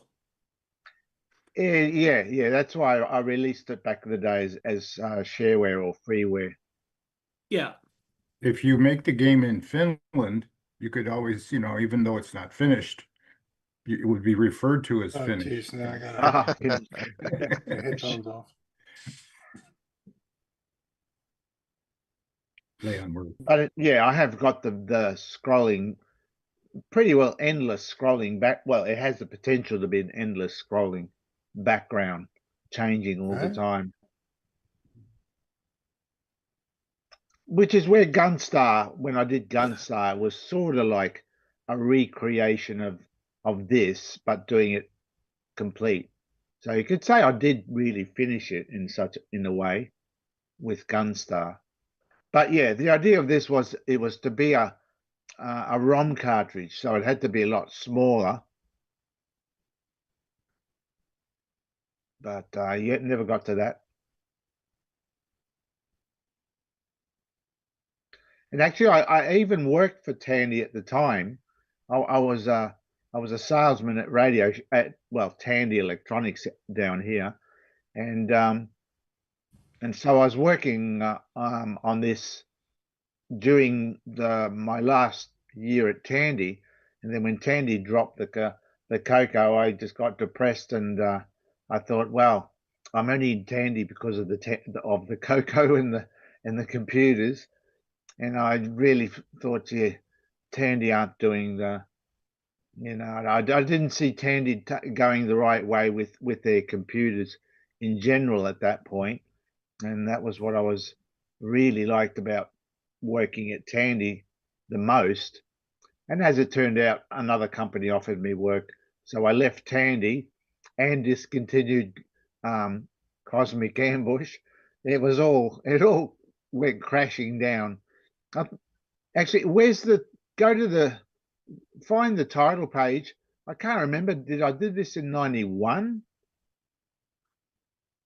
The image on the top right should bring up the credits in a second. This image? No, there's a bit more. It'll change. Let it keep going for a bit and we'll see it. Because it was about the time when I did leave Tandy as well. Tandy dumped me, so I dumped them. All right, so here's like the title page. I could look it up, but I'm not. Yeah, it's all right. Hang on, there it is. 92. There you go, 92. Well, hey, it's a version 1.0. What can we say? There was only ever a 1.0. Right, just say that's it. And that's really that's really not. It's a shareware version 1.0, but the game was never finished, so it should have been a 0.5. But yeah, 92. Tandy dumped me, so I dumped them. Right. Anyways, for what it is, what's finished on it, it's still fun. So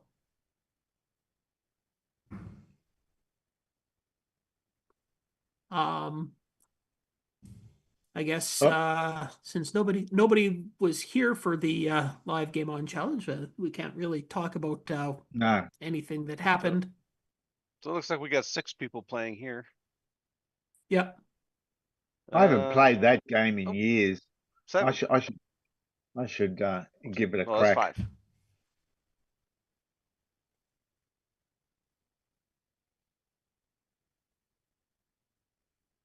Your speed going through it here. Paul, Paul, your Miss Paku looks quite good in CoCo 1 and 2, despite the 4 colors, of course. I think you've done well with the color choices and the limitations of the old VDG.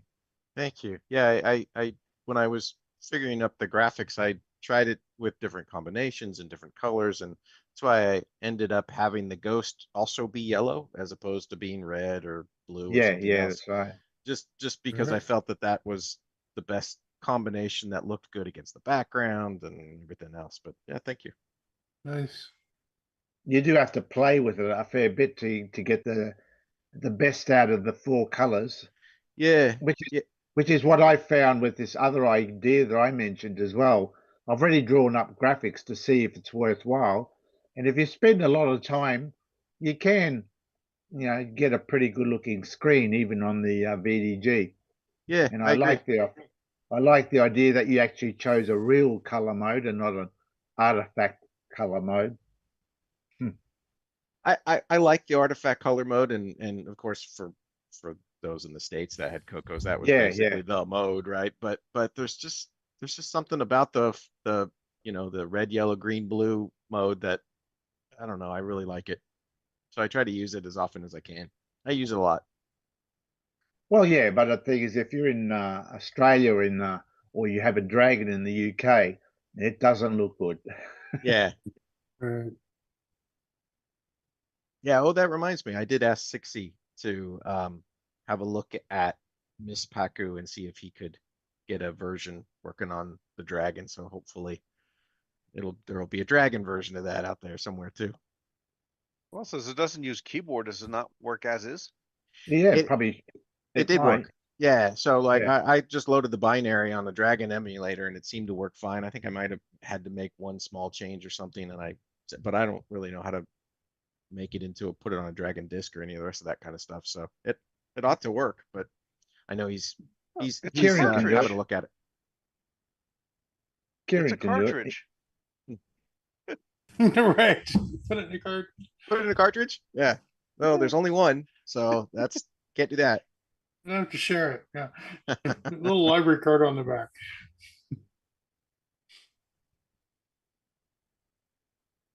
All right, so I don't know. Is there anything else to say about this, or? No, I think we're good, Ken. Okay, so if you want to join our live Game On Challenge, it happens every Thursday night at 5 o'clock Pacific time or 8 o'clock Eastern in the Discord on the Game On Challenge live channel. So you can join in, play a game with us, just make fun of us playing games, or if you don't have a emulator or actual hardware to play on, you can even use the Play Now button on the archive and just stream from that. Otherwise, you can join us in the Twitch channel or the YouTube channel, and we'll, try to actually see your comments. Heckling is encouraged. Sometimes we're so dedicated to playing the game that we just miss that the comments are happening, but it's not because we're slackers. And you don't even have to have a working microphone. Nope. I don't know who it is that doesn't have a working microphone, but they don't. Was there a CoCo 3 version of this game, or that was the Miss Paku only? There's not a CoCo 3 version that uses 16 colors. So the one that you're seeing here that has the different shade of green, that's it. That's the game playing on CoCo 3. So I picked different colors, slightly different colors for it, but there's not a 16 color version of it. You're right. That's the Miss Paku is the 16 color version. Yeah. Okay, I think Henry here has got Miss Paku. He's about to bring up Miss Paku. Oh yeah, he's got the CoCo 2 version. I know. The CoCo version. The sound effects on Ms. Paku are so good. I had a lot of help, right? But those sound effects came right from, wave files that were from the arcade game. So they as close as I could get it. Oh, I think Henry screwed up because he's got the middle. Yeah, he left the middle, right? So Stuck in the middle. Yeah. he missed strategy imperative number 2.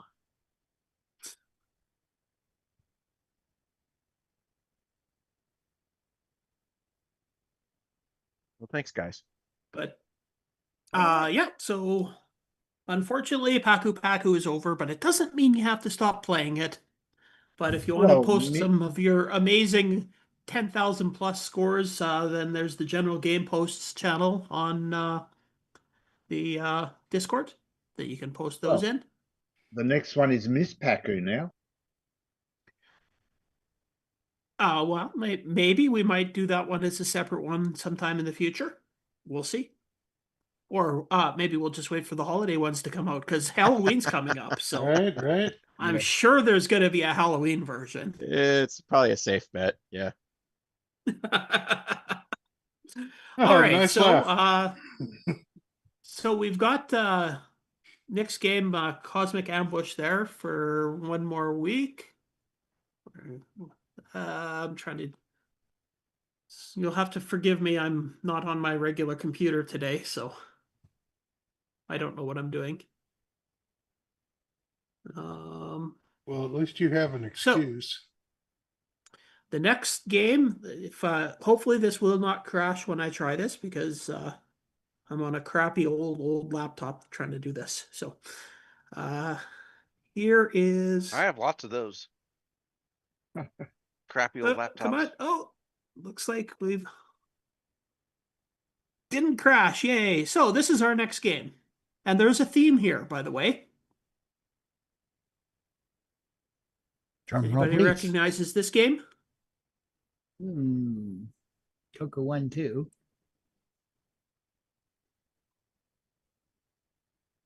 Of course, since Curtis isn't here, I'm going to guess nobody's actually going to guess the name of it. Encyclopedia is gone. I'm sorry. So I will just go and actually show you the title screen here. There it is. So since we're playing Cosmic Ambush, I figured we'd now play Space Ambush. In the ambushes. Now, there is 2 versions of this. There is the computerware version, which is what I'm showing you here. And there's another version that was kind of the pre-computerware version. They're exactly the same, except that the sound is significantly different in the 2 of them. The computerware version has the much better sound. The other version has like a white noise that constantly goes on in the background that can really drive you absolutely insane. So you can play either version, but I would recommend the computerware version. And is it based on a arcade game at all, or? It's based on Galaga. Yeah, I was about to say, yeah. Or Galaxian, or whichever. No, Galaga. Yeah, the second one. Loosely based. It doesn't have all the things like they. No, but it's. Don't believe it picks up your ship and stuff, and Galaga. I don't think it has the bonus stages, but no. So that is the game for the next 2 weeks. Okay.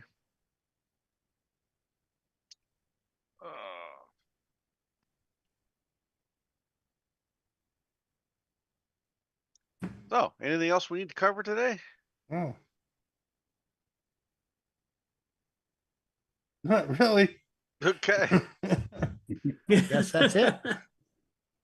This concludes another episode of the CoCoNation, the world's leading live interactive talk show featuring the Technicolor computer. For all things the CoCoNation, visit us on the web at thecoconation.com. We'd love to hear from you. Send feedback, suggestions, even segments via email to show@thecoconation.com. The CoCoNation show would not exist without the community and its cast and crew. The CoCoNation theme song, copyright 2022 D. Bruce Moore, mixed, mastered, and produced by D. Bruce Moore. The CoCoNation is over. Join us on the CoCo Discord server. CoCo forever. many of you guys turn on your CoCo during the week and do something with it? Game on challenge. Why aren't you there? No, I mean beyond that, because I have mine set up, and I have my CoCo, Pi set up, and I'm always playing around with it, looking at. There's so many games on the SD card, you never go through all of them. Okay. It's interesting. I'm in active development, so this thing's been running for a couple days now with the ACCCS blowing on it. So it's ongoing. In fact, I've got a couple hours now to write stuff now that the show's done. Yeah, I tried to do some programming on my CoCo every week, but For me, it depends on the week. Some weeks I have more time, others I have less. Right. Real life gets in the way. Well, that's the thing. The reason it's been on for 3 days because I only got an hour a day to mess with it. I don't want to reset everything back up, so I just leave it. You can choose. You can choose to stay up all night and play with it, and then. No, I can't. I'm 67. I can't stay up all night anymore. Not like you used to. No. Those 12-hour programming sessions are gone. 4 hours my brain is pudding. And when I was working, I used to work 2 days straight, and then third day sleep. But I used to do a lot of things. Exactly. Sure. now we have wear and tear. All right, So goodbye, everybody. Chris Dury says, "What do you mean set up? They're always set up." Oh, good. And 8 Bits in the Basement says, "Every weekend I'm trying new stuff on mine." Now you gotta understand when Basic 09's its own little IDE, but it runs on an 8-bit processor. So to get the stuff loaded and everything, it takes a while. So once you've got all that done, that sucker's running until it falls down. I'll just save source files as often as I can, and life is good. Yeah. And No, occasionally- we're not all retired yet. No.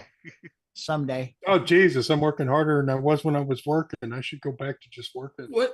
What's this retired? I don't understand. Well, that's when you change a good stable income for just random crap you can do on your own. That's when you're at Oh, work stable and you income. keep making mistakes, and they say, you ought to take off now and go and retire.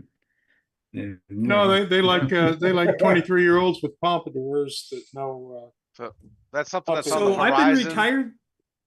I've been retired since I was 18 because 17 was the last time I had a stable income. Because at 18 I started working for myself and I have not had a stable income since. Wow. Fair enough. All right. So what do you do, Ken? Oh, sorry. Right now. When? Yeah, right. Yeah. I do a lot of odd jobs. Some of it I do work in the movie industry and Occasional acting. He's an occasional acting. All right. Yeah. Right. Pulling in the big bucks from AdSense, right? Oh yeah. Woo. I'm able to pay for at least 1 or 2 cups of coffee a month. There you go. And he makes it himself. Right. All right. Are we sorry yet? No, but we probably well, but all our viewers are. I'm going to say Plug bye anyway. to everybody. Bye. Oh, there goes Ken again.